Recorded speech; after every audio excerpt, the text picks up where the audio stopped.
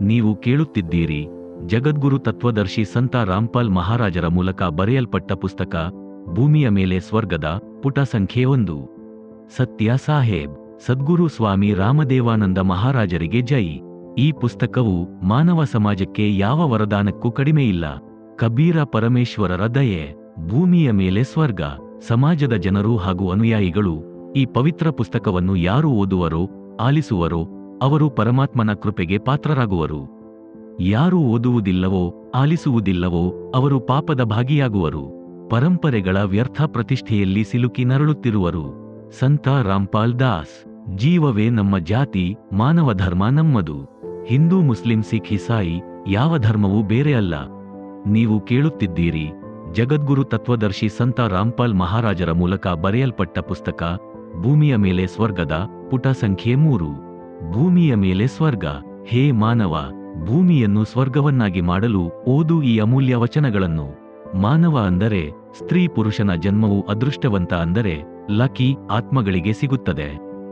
ಯಾರು ಪೂರ್ವಜನ್ಮಗಳಲ್ಲಿ ಮಾಡಿದ ಶುಭ ಹಾಗೂ ಅಶುಭ ಕರ್ಮಗಳ ಅಂದರೆ ಪಾಪ ಮತ್ತು ಪುಣ್ಯಗಳ ಆಧಾರಿತವಾಗಿರುತ್ತದೋ ಅದನ್ನು ಪ್ರಾರಬ್ಧ ಎಂದು ಹೇಳಲಾಗುತ್ತದೆ. ಕರ್ಮದಿಂದಲೇ ಸುಖ ಮತ್ತು ದುಃಖ ಉಂಟಾಗುತ್ತದೆ ಎಂಬುದನ್ನು ಎಲ್ಲರೂ ಒಪ್ಪುತ್ತಾರೆ. ಸುಖ ಸ್ವರ್ಗದ ಮತ್ತು ದುಃಖ ನರಕದ ಪ್ರತೀಕವಾಗಿದೆ. ಯಾರ ಮನೆಯಲ್ಲಿ ಸುಖವಿರುವುದೋ ಆಗ ನಿಮ್ಮ ಮನೆ ಸ್ವರ್ಗ ಎಂದು ಎಲ್ಲರೂ ಹೇಳುತ್ತಾರೆ. ಎಲ್ಲಿ ದುಃಖವಿರುವುದೋ ಅಲ್ಲಿ ನಿಮ್ಮ ಮನೆ ನರಕವಾಗಿದೆ ಎಂದು ಹೇಳುತ್ತಾರೆ. ಮೊಟ್ಟ ಮೊದಲಿಗೆ ನಾನು ನಿಮ್ಮ ಅನಾವಶ್ಯಕ ಪದ್ಧತಿ ಸಂಪ್ರದಾಯಗಳ ಕಾರಣದಿಂದ ಸ್ವತಃ ಹೇರಿಕೊಂಡಿರುವ ಮತ್ತು ಮಾದಕ ವ್ಯಸನಿಯಾಗಿ ಮನೆಯನ್ನು ನರಕ ಮಾಡಿಕೊಂಡಿರುವ ದುಃಖಗಳ ಮೇಲೆ ಬೆಳಕನ್ನು ಚೆಲ್ಲುತ್ತೇನೆ. ಇದು ಪ್ರಾರಬ್ಧದಲ್ಲಿ ಬರದು. ನಮ್ಮ ಅಂದ್ರೆ ಸಂತ ರಾಮ್ಪಾಲ್ ದಾಸ ಮತ್ತು ಅನುಯಾಯಿಗಳ ಉದ್ದೇಶ ಭೂಮಿಯನ್ನು ಸ್ವರ್ಗ ಸಮಾನ ಮಾಡುವುದು. ವಿವಾಹ ಕರ್ಮವು ದುಃಖಕ್ಕೆ ಕಾರಣ. ಪರಮಾತ್ಮನು ಮಕ್ಕಳ ಸಂಸ್ಕಾರವನ್ನು ಸಿದ್ಧಗೊಳಿಸಿರುತ್ತಾರೆ. ಈ ಸಂಸ್ಕಾರದಿಂದ ಮಕ್ಕಳ ವಿವಾಹ ನೆರವೇರುತ್ತದೆ.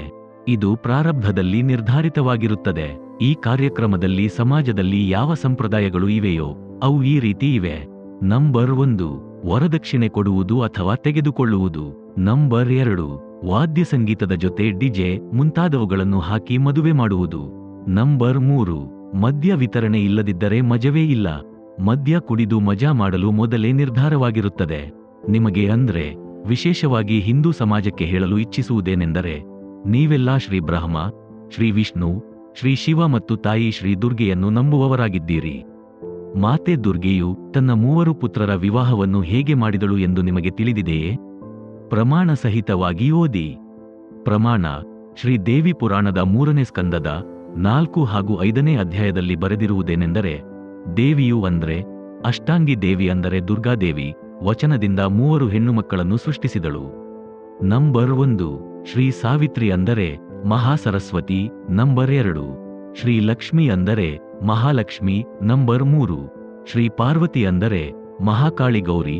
ಮೊದಲಿಗೆ ಬ್ರಹ್ಮನನ್ನು ಕರೆದು ಹೀಗೆಂದಳು, ಮಗುವೇ, ಈ ಹುಡುಗಿಯ ಹೆಸರು ಸಾವಿತ್ರಿ. ಇವಳನ್ನು ನಿನ್ನ ಪತ್ನಿಯ ರೂಪದಲ್ಲಿ ಸ್ವೀಕರಿಸಿ ನಿನಗೊಂದು ಮನೆ ಮಾಡಿಕೋ. ಶ್ರೀ ಬ್ರಹ್ಮ ಮತ್ತು ಶ್ರೀ ಸಾವಿತ್ರಿ ಇಬ್ಬರು ಮಾತೆಗೆ ನಮಸ್ಕರಿಸಿ ಬ್ರಹ್ಮಲೋಕದಲ್ಲಿ ತಮ್ಮ ಮನೆಗೆ ಹೊರಟು ಹೋದರು. ವಿವಾಹ ಸಂಪನ್ನವಾಯಿತು.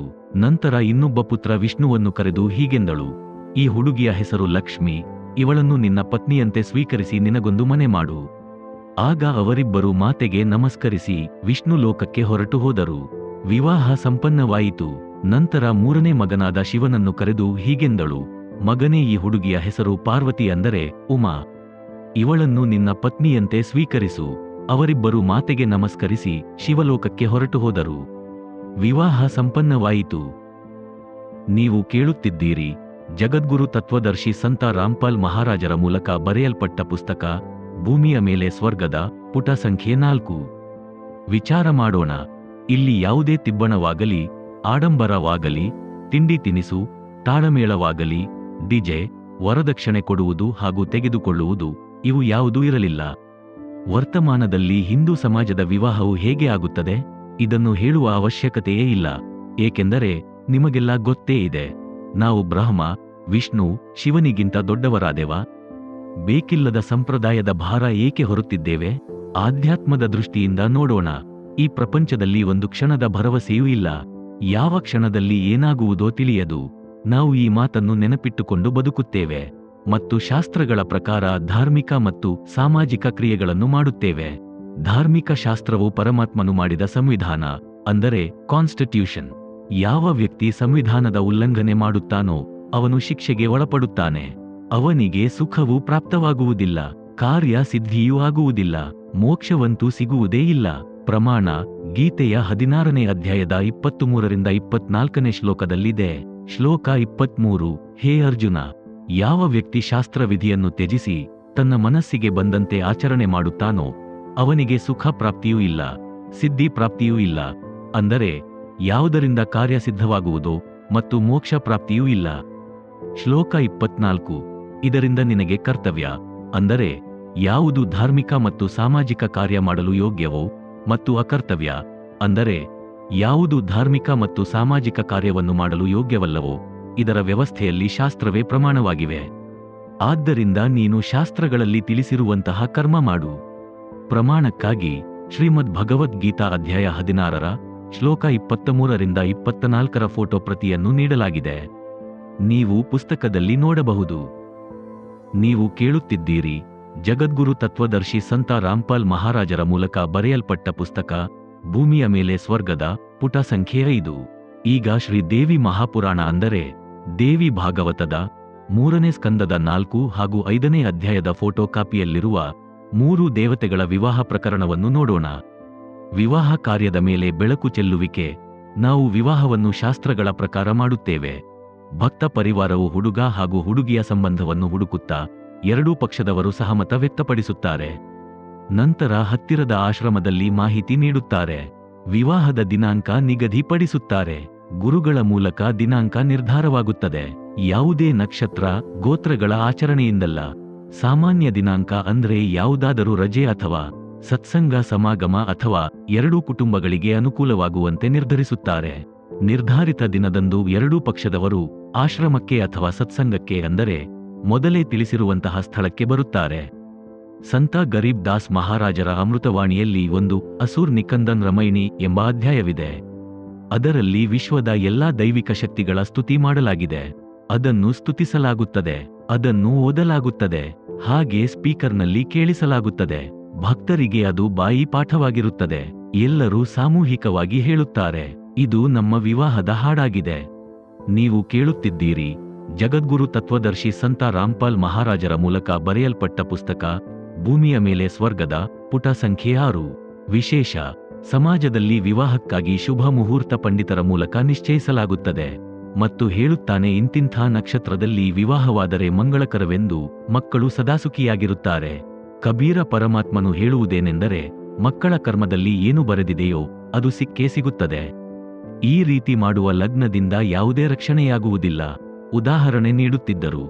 ಕಬೀರ್: ವಶಿಷ್ಠ ಮುನಿ ಸೇ ತ್ರಿಕಾಲಿ ಯೋಗಿ, ಸೋನ್ಕರ್ ಲಗಂಧರೈ, ಸೀತಾ ಹರಣ್ ಮರಣ್ ದಶರಥ್ ಕಾ, ಬನ್ ಬನ್ ರಾಮ್ ಫಿರೈ. ಅರ್ಥಾತ್, ಯಾವಾಗ ಶ್ರೀರಾಮಚಂದ್ರನ ವಿವಾಹವು ಸೀತೆಯ ಜೊತೆ ಆಗಬೇಕಿತ್ತೋ ಆ ವಿವಾಹದ ಶುಭ ಮುಹೂರ್ತವನ್ನು ದಶರಥ ಮಹಾರಾಜನ ಗುರು ವಸಿಷ್ಠ ಮಹರ್ಷಿಗಳು ಗೊತ್ತು ಮಾಡಿದ್ದರು. ಮಕ್ಕಳು ಸುಖ ಜೀವನ ನಡೆಸುವರೆಂದು ತಿಳಿಸಿದ್ದರು. ಆದರೆ ವಿವಾಹದ ನಂತರ ಇಡೀ ಕುಟುಂಬದ ಮತ್ತು ಪತಿ ಪತ್ನಿಯ, ಅಂದರೆ ಶ್ರೀರಾಮಚಂದ್ರ ಮತ್ತು ಸೀತಾದೇವಿಗೆ ಎಂಥ ದುರ್ಗತಿ ಬಂತು. ಶ್ರೀರಾಮಚಂದ್ರನಿಗೆ 14 ವರ್ಷಗಳ ವನವಾಸ ಸಿಕ್ಕಿತು. ಆ ದುಃಖದಲ್ಲಿ ದಶರಥ ಮಹಾರಾಜನು ಮಹಡಿ ಮೇಲೆ ಹತ್ತಿ ಶ್ರೀರಾಮಚಂದ್ರನ, ಅಂದರೆ ತನ್ನ ಪ್ರಿಯ ಪುತ್ರನು ವನವಾಸಕ್ಕೆ ಹೋಗುವುದನ್ನು ನೋಡುತ್ತಿದ್ದನು. ಅವನ ಕಾಲು ಜಾರಿ ನೆಲಕ್ಕೆ ಬಿದ್ದು ನಿಧನ ಹೊಂದಿದನು. ಇತ್ತ ಶ್ರೀರಾಮ ಮತ್ತು ಸೀತೆ ಕಾಡಲ್ಲಿ ಅಲೆದಾಡಿದರು. ಸೀತೆ ರಾವಣನ ಕಾರಾಗೃಹದಲ್ಲಿ 12 ವರ್ಷ ಇದ್ದಳು. ಒಂದು ತೋಟದಲ್ಲಿರಿಸಿದಳು. ಅವಳಿಗೆ ಹಣ್ಣುಗಳನ್ನು ಕಿತ್ತು ತಿನ್ನುವ ಅಧಿಕಾರ ಇರಲಿಲ್ಲ. ಉದರಿ ಬಿದ್ದ ಹಣ್ಣುಗಳನ್ನು ಮಾತ್ರ ಸೀತೆ ತಿನ್ನಬಹುದಾಗಿತ್ತು. ಶಕೆ, ಚಳಿ, ಮಳೆಯಲ್ಲಿಯೂ ಅದೇ ವೃಕ್ಷದಡಿ ಇದ್ದು ಘೋರ ಕಷ್ಟ ಅನುಭವಿಸಿದಳು. ಆ ವಿವಾಹವು ಏನು ಬಚಾವ ಮಾಡಿತು? ಆದ್ದರಿಂದ ನಾವು ಸಾಮಾನ್ಯ ರೀತಿಯಲ್ಲಿ ವಿವಾಹ ಮಾಡುತ್ತೇವೆ. ಪೂರ್ಣ ಪರಮಾತ್ಮನನ್ನು ಇಷ್ಟ ರೂಪದಲ್ಲಿ ಪೂಜಿಸುವುದರಿಂದ ಸಂಕಟಗಳೆಲ್ಲ ದೂರವಾಗುತ್ತವೆ. ಒಂದು ನೋಟ, ಅಂದರೆ ಕೆಲವು ಅಂಶಗಳು. ಆ ಅಮರ ಗ್ರಂಥ, ಅಂದರೆ ಸೂಕ್ಷ್ಮವೇದದ ವಾಣಿಯನ್ನು ಓದೋಣ. ನಾನು, ಅಂದರೆ ಲೇಖಕ, ದೇವಿ ದೇವತೆಗಳನ್ನು ಗೌರವಿಸುತ್ತೇನೆ. ನಾನು ಮತ್ತು ನನ್ನ ಅನುಯಾಯಿಗಳು ಪ್ರತಿದಿನವೂ ವಿಶ್ವದ ದೇವಿ ದೇವತೆಗಳನ್ನು ಸ್ತುತಿಸುತ್ತೇವೆ. ಪ್ರಮಾಣಕ್ಕಾಗಿ ಮಧ್ಯಾಹ್ನದ ಸ್ತುತಿಯ ಕೆಲವು ಅಂಶಗಳು. ಸತ್ಪುರುಷ್ ಸಮರ್ಥ ಓಂಕಾರ, ಅದಲಿ ಪುರುಷ್ ಕಬೀರ್ ಹಮಾರ, ಆದಿ ಯುಗಾದಿ ದಯಾ ಕೆ ಸಾಗರ್, ಕಾಲ್ ಕರ್ಮ್ ಕೆ ಮೋಚನಾಗರ್, ದುಃಖ ಭಂಜನ್ ದರವೇಶ್ ದಯಾಲ, ಅಸುರ್ ನಿಕಂದನ್ ಕರೈ ಪೈಮಾಲ. आब खाक पावक और पौना, गगन सुंदरी ऐदौना, धर्मराय दरबानी चेरा, सुर असुरो का करे नबेरा, सत्का राज धर्मराय करही, अपना किया सबही दंड भरही, शंकर शेषरू ब्रह्मा विष्णु, नारद शारद जा उर्रसनम, गौरी जौर गणेश गोसाई, कारज सकल ಸಿದ್ಧ ಹೋಯ್ ಜಾಹಿ. ಜಗದ್ಗುರು ತತ್ವದರ್ಶಿ ಸಂತ ರಾಮ್ಪಾಲ್ ಮಹಾರಾಜರ ಮೂಲಕ ಬರೆಯಲ್ಪಟ್ಟ ಪುಸ್ತಕ ಭೂಮಿಯ ಮೇಲೆ ಸ್ವರ್ಗದ, ಪುಟ ಸಂಖ್ಯೆ 7. ಬ್ರಹ್ಮ ವಿಷ್ಣುರು ಶಂಭು ಶೇಷ, ತೀನ್ಯೂ ದೇವ್ ದಯಾಲು ಹಮೇಶ, ಸಾವಿತ್ರಿ ಔರ್ ಲಕ್ಷ್ಮಿ ಗೌರ, तिहू देवा सिर कर हे चौमरा, नील नाभ से ब्रह्मा आये, आदि ओम के पुत्र कहाये, शंभु मनु ब्रह्मा की शाखा, ऋग यजुसा मथर भाषा, पीबरत भैया उतानम पाता, जाके ध्रुव हे आत्मज्ञाता, सनक, सनंदन, सनातन, संत कुमारा, 4 पुत्र अनुरागी धारा, 33 कोटि कला बिसतारी, 88 मुनिजनधारी, कश्यप पुत्र सूरज सूर ज्ञानी, 3 लोक में किरण समानी, 60,000 संगी बाली खेलम, बीना रागी अजब्बलेलम, 3 कोटि योद्धा संग जाके, सिख बंधी हे पूर्ण साके, हाथ खड़ गले पुष्प की माला, कश्यप सुत हे रूप विशाला, कौस्तभ मणि जड्या विमान तुम्हारा, सुरनर मुनिजन करत जुहारा, चंद सूर चकवे पृथ्वी माही, निश्वासर चरणे चितलाही, पीठे सूरज सन्मुख चंदा, काटे त्रिलोकी के फंधा, तारायन सब स्वर्ग समूलम, पखे रहे सद्गुरु के फूलम, जय जय ब्रह्मा समर्थ स्वामी, यति कला परम पद धामी, जय जय शंभु शंकर नाथा, कला गणेशरु गौरीज माता, कोटि कटक पे माल करंता, ऐसे समर्थ शंभु कंता, चंद लीलाट सूर संगीता, योगी शंकर ध्यानुदीता, नीलकंठ सोहे गरुडासन, शंभु योगी अचल सिंहासन, गंग तरंग छूटे बहुधारा, अजपा तारी जय जयकारा, रिद्धि सिद्धि दाता शंभु गोसाई, दारिद्र मोक्ष सबे होय जाही, आसन पदम लगाए योगी, नीह इच्छा निर्बाणी भोगी, सर्प भुजंग गले रुंड माला, वृषभ चढ़िए दीन दयाला, वामे कर त्रिशूल विराजे, दाहने कर सुदर्शन साजे, सुन अरदास देवन के देवा, शंभु योगी अलख अभेवा, तू पेमाल करे पल माही, ऐसे समर्थ शंभु साई, 1 लख योजन ध्वजा फरके, पचरंग झंडे मोहरे रखे, काल भद्र कृत देव बुलाऊ, शंकर के दल सब ही ध्याऊ, भैरव क्षेत्रपाल पलीतम, भूतरु दैति चढ़े संगीतम, राक्षस भंजन विरद तुम्हारा, ज्यो लंका पर पदम 18, कोट्यो गंधर्व कमन चढ़ावे, शंकर दल गिनती नहीं आवे, मारे हाक दहाक चिंघारे, अग्नि चक्र बानो तंजारे, कंप्या शेष धरणी थर्रानी, जा दिन लंका घाली घानी, तुम शंभु ईशन के ईशा, वृषभ चढ़िए बिसवे बीसा, इंद्र कुबेर और वरुण बुलाऊ, रापति सेत सिंहासन ल्याऊ, इंद्र दल बादल दरियाई, 96 ಕೋಟಿ की हुई चढ़ाई. ನೀವು ಕೇಳುತ್ತಿದ್ದೀರಿ ಜಗದ್ಗುರು ತತ್ವದರ್ಶಿ ಸಂತ ರಾಮ್ಪಾಲ್ ಮಹಾರಾಜರ ಮೂಲಕ ಬರೆಯಲ್ಪಟ್ಟ ಪುಸ್ತಕ ಭೂಮಿಯ ಮೇಲೆ ಸ್ವರ್ಗದ, ಪುಟ ಸಂಖ್ಯೆ 8. ಸುರಪತಿ ಚढ़े इंद्र अनुरागी, अनंत पदम गंधर्व बड़भागी, कृष्ण भंडारी चढ़े कुबेरा, अब दिल्ली मंडल बौहर्यो फेरा, वरुण विनोद चढ़े ब्रह्म ज्ञानी, कला संपूर्ण 12 बाणी, धर्मराय आदि युगादि चेरा, 14 कोटि कटक दल तेरा, चित्रगुप्त के कागज माही, जेता उपज्या सतगुरु साई, सातों लोकपाल का रासा, उर में धरिए साधु दासा, विष्णुनाथ हे असुर निकंदन, संतों के सब काटे फंधन, नरसिंह रूप धरे घुर्राया, हिरणांकुश कुमार अंधाया, शंख चक्र गदा पदम बिराजे, भाल तिलक जाके उर्साजे, वाहन गरुड़ कृष्ण सवारा, लक्ष्मी ढोरे चवर अपारा, रावण अहिरावण से मारे, सेतु बांध सेना दल त्यारे, जरासिंह और बाली खपाये, कंस केसी चानौर हराये, काली दह में नागी नाथा, शिशुपाल चक्र से काट्या माथा, कालयवन मथुरा पर धाये, 18 कोटि कटक चढ़ाये, मुचकन पर पीतांबर डार्या कालयवन जहा बेग संहारा, परशुराम 52 अवतारा, कोई न जाने भेव तुम्हारा, संखासुर मारे निर्बाणी, 12 रूप धरे प्रवानी, राम अवतार रावण की बेरा, हनुमंत हांका सुनी सुमेरा. ಈ ಸಂಪೂರ್ಣ ಪಾಠವು 125 ಸಂಕಲನ 8:133 ವಾಣಿಗಳದಾಗಿದೆ. ಇವು ಕೇವಲ ವಾಣಿಗಳು. ಇದನ್ನು 17 ನಿಮಿಷದಲ್ಲಿ ಓದಲಾಗುತ್ತದೆ. ನಮ್ಮ ವಿವಾಹಕ್ಕೆ ಕೇವಲ 17 ನಿಮಿಷ ಸಾಕು. ಒಂದು ದೇಸಿ ತುಪ್ಪದ ದೀಪವನ್ನು ವಿವಾಹ ಮಂಟಪದಲ್ಲಿ ಹಚ್ಚಲಾಗುತ್ತದೆ. ಅದು ಹೋಮದ ಕೆಲಸ ಮಾಡುತ್ತದೆ. ವೇದಗಳ ಮಂತ್ರಗಳಲ್ಲಿಯೂ ಸಹ ಇದನ್ನೇ ಹೇಳಲಾಗಿದೆ. ಪ್ರಮಾಣ: ಋಗ್ವೇದದ 9ನೇ ಮಂಡಲದ 86ನೇ ಸೂಕ್ತದ 10ನೇ ಮಂತ್ರದಲ್ಲಿ ಜ್ಯೋತಿ ಯಜ್ಞದ ಉಲ್ಲೇಖವಿದೆ ಮತ್ತು ಪ್ರಮಾಣವಿದೆ. ಸೌದೆ ಉರಿಸಿ ಹೋಮ ಮಾಡಬಾರದು. ಇದು ಮನಸ್ಸಿಗೆ ಬಂದ ಆಚರಣೆಯಾಗಿದ್ದು ಇದರಿಂದ ವಾಯುಮಾಲಿನ್ಯ ಉಂಟಾಗುತ್ತದೆ.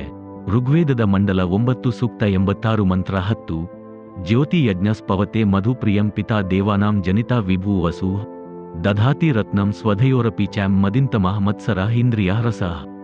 ಯಥಾರ್ಥ ಅನುವಾದ: ವಿಭೂ ವಸು ಅಂದರೆ ಭಿನ್ನ ಭಿನ್ನ ಸ್ಥಳಗಳಾದ ಸತ್ಯಲೋಕ, ಅಲಖಲೋಕ, ಅಗಮಲೋಕ ಹಾಗೂ ಅಕಹಲೋಕದಲ್ಲಿ ವಾಸಿಸುವ ಪ್ರಿಯಂಪಿತ ಅಂದರೆ ಪ್ರಿಯ ಪರಮಪಿತ ಪರಮೇಶ್ವರ, ದೇವಾನಾಂ ಜನಿತ ಅಂದರೆ ಸಕಲ ಆತ್ಮಗಳ ಮತ್ತು ದೇವರೂಪ ಆತ್ಮಗಳ ಉತ್ಪತ್ತಿ ಮಾಡುವವನು, ಅವನಿಂದ ಮಧು ಅಂದರೆ ಸಕಲ ಸುಖ ಪ್ರಾಪ್ತಿಗಾಗಿ ಜ್ಯೋತಿ ಯಜ್ಞಸ್ಥ ಅಂದರೆ ಜ್ಯೋತಿಯಜ್ಞದ ಅನುಷ್ಠಾನ ಮಾಡಿ. ಯಾವುದು ಪವತೆ ಅಂದರೆ ಪವಿತ್ರ ವಿಧಿಯೋ ಅರ್ಥಾತ್ ಆತ್ಮವನ್ನು ಶುದ್ಧಿ ಮಾಡುವುದು. ಯಾವ ಕಾರಣದಿಂದ ಸಾಧಕನಿಗೆ ಪರಮೇಶ್ವರನು ಸ್ವಧಯೋರ ಪೀಚ್ಯಂ ಅಂದರೆ ಈ ಲೋಕ ಮತ್ತು ಪರಲೋಕದ ಮದಿಂತ ಮಹಮತ್ಸರ ಅಂದರೆ ಪರಮ ಶಾಂತಿ ರೂಪದ ಪೂರ್ಣ ಮೋಕ್ಷ ಮತ್ತು ಇಂದ್ರಿಯ ರಸ ಅಂದರೆ ಇಂದ್ರಿಯಗಳ ಆನಂದರೂಪ ರತ್ನಂ ಅಂದರೆ ಪೂರ್ಣ ಮೋಕ್ಷ ರೂಪದ ಅಮೂಲ್ಯ ರತ್ನ ದಧಾತಿ ಅಂದರೆ ಪ್ರದಾನಿಸುತ್ತಾನೆ. ನೀವು ಕೇಳುತ್ತಿದ್ದೀರಿ ಜಗದ್ಗುರು ತತ್ವದರ್ಶಿ ಸಂತ ರಾಮ್ಪಾಲ್ ಮಹಾರಾಜರ ಮೂಲಕ ಬರೆಯಲ್ಪಟ್ಟ ಪುಸ್ತಕ ಭೂಮಿಯ ಮೇಲೆ ಸ್ವರ್ಗದ ಪುಟ ಸಂಖ್ಯೆ 9. ನಮ್ಮಲ್ಲಿ ವಿವಾಹದ ವರಮಾಲೆ ತೊಡಿಸುವುದಿಲ್ಲ, ದಿಬ್ಬಣ ಹೊರಡುವುದಿಲ್ಲ. ಕೇವಲ 2 ಕುಟುಂಬಗಳ ಸದಸ್ಯರು ಬಂಧುಗಳು ಸ್ವತಃ ಬರಲು ಇಚ್ಛಿಸಿದರೆ ಬರಬಹುದು. ಯಾವುದೇ ಆಮಂತ್ರಣ ಪತ್ರಿಕೆ ಕಳುಹಿಸುವುದಿಲ್ಲ. ಬರುವವರೆಲ್ಲರ ಊಟದ ಖರ್ಚನ್ನು ಆಶ್ರಮದ ಕಡೆಯಿಂದ ಭರಿಸಲಾಗುತ್ತದೆ. ವಿವಾಹಕ್ಕೆ 2 ಕಡೆಯವರಿಂದ 1 ನಯಾ ಪೈಸೆಯ ಖರ್ಚು ಆಗುವುದಿಲ್ಲ. ವಿಶೇಷ: ಮಕ್ಕಳಿಗೆ ನಿಶ್ಚಿತಾರ್ಥ ಮಾಡಲು 1 ರೂಪಾಯಿಯನ್ನು ಕೊಡಬೇಕಾಗಿಲ್ಲ, ತೆಗೆದುಕೊಳ್ಳಬೇಕಾಗಿಲ್ಲ. ನಾವು ಶ್ರೀ ದೇವಿ ಪುರಾಣದ ಶಾಸ್ತ್ರವನ್ನು ಪೂರ್ಣವಾಗಿ ಅನುಸರಿಸಿದ್ದೇವೆ. ಸುಮಾರು 40,000 ಮಕ್ಕಳ ವಿವಾಹವನ್ನು ಈ ವಿಧಾನದಿಂದ ಮಾಡಲಾಗಿದೆ. ಎಲ್ಲರ ಮನೆಗಳಲ್ಲೂ ಸುಖ ಶಾಂತಿ ಇದೆ. ವಿವಾಹ ನಂತರ ಮದುಮಗಳು ನೇರವಾಗಿ ಅತ್ತೆಯ ಮನೆಗೆ ಹೋಗುತ್ತಾಳೆ. ಯಾವುದೇ ಶೃಂಗಾರವಾಗಲಿ ಮೆಹಂದಿಯ ಆಡಂಬರವಾಗಲಿ ಇರುವುದಿಲ್ಲ. ಯಾವುದೇ ವರದಕ್ಷಿಣೆಯ ಜಂಜಾಟವಿಲ್ಲ. ಹುಡುಗ ಹುಡುಗಿ ಸಾಮಾನ್ಯ ಬಟ್ಟೆ ಧರಿಸುತ್ತಾರೆ. ವಧುವು ತನ್ನ ತಂದೆಯ ಮನೆಯಿಂದ 4 ಜೊತೆ ಬಟ್ಟೆಯನ್ನು ಮಾತ್ರ ತೆಗೆದುಕೊಂಡು ಹೋಗಬಹುದು. ನಂತರ ಅತ್ತೆಯ ಮನೆಯವರು ತಮ್ಮ ಮಗಳಿಗೆ ಕೊಡಿಸುವಂತೆ ಎಲ್ಲಾ ವಸ್ತುಗಳನ್ನು ಕೊಡಿಸುತ್ತಾರೆ. ನಂತರ ಅವರ ಮಕ್ಕಳ ಮದುವೆಯಲ್ಲಿ ಯಾವುದೇ ತರಹದ ದೇಣಿಗೆ ಕಾರ್ಯಕ್ರಮ ಆಯೋಜಿಸುವುದಿಲ್ಲ. ಅಂದರೆ ತಂದೆಯ ಕಡೆಯಿಂದ ಅಣ್ಣನು ದುಡ್ಡು ಕೊಡುತ್ತಾನೆ. ಅದನ್ನು ಮಾಡಬಾರದು. ವಧುವು ತಾಯಿಯ ಮನೆಗೆ ಬಂದರೂ ಸಹ ಯಾವುದೇ ಹಣವಾಗಲಿ ವಸ್ತ್ರವಾಗಲಿ ನೀಡಬಾರದು. ಸ್ವತಃ ಹೆಣ್ಣು ಮಗಳು ನಾವು ಭಕ್ತರು ಈ ಕೊಡುಕೊಳ್ಳುವಿಕೆ ಮುಂದಿನ ಜನ್ಮಕ್ಕೆ ಬೀಜ ಬಿತ್ತುವಂತೆ ಆಗುತ್ತದೆ ಎಂದು ಹೇಳಿ ನಿರಾಕರಿಸುತ್ತಾಳೆ. ನಾನು ತೆಗೆದುಕೊಳ್ಳುವುದಿಲ್ಲ. 100-200 ರೂಪಾಯಿಯಿಂದ ಜೀವನ ಪೂರ್ತಿ ಸಾಗುವುದಿಲ್ಲ. ನನ್ನ ಸಂಪಾದನೆಯಿಂದ ಬದುಕುತ್ತೇನೆ. ಹಣದಿಂದ ಪ್ರೀತಿ ಬರುವುದಾದರೆ ಅಣ್ಣ ತಂಗಿಯರ ಪ್ರೀತಿ ಅಂತ್ಯವಾಗುತ್ತದೆ. ಅಣ್ಣ ತಂಗಿಯರ ಪ್ರೀತಿಯ ಮಧ್ಯದಲ್ಲಿ ಹಣ ಬಂದರೆ ಅದು ನಿರ್ಮಲ ಸಂಬಂಧವಾಗುವುದಿಲ್ಲ.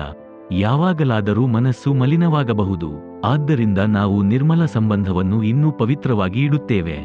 ವಿಶೇಷ: ತಂದೆಯ ತಾಯಿ, ಅಣ್ಣ ಇವರೆಲ್ಲ ಮಗಳು ಅಥವಾ ತಂಗಿಗೆ ಯಾವುದಾದರೂ ಸಮಸ್ಯೆ ಬಂದಾಗ ಆ ಸಮಯದಲ್ಲಿ ಸ್ವಇಚ್ಛೆಯಿಂದ ಆರ್ಥಿಕ ಸಹಾಯ ಮಾಡಬಹುದು.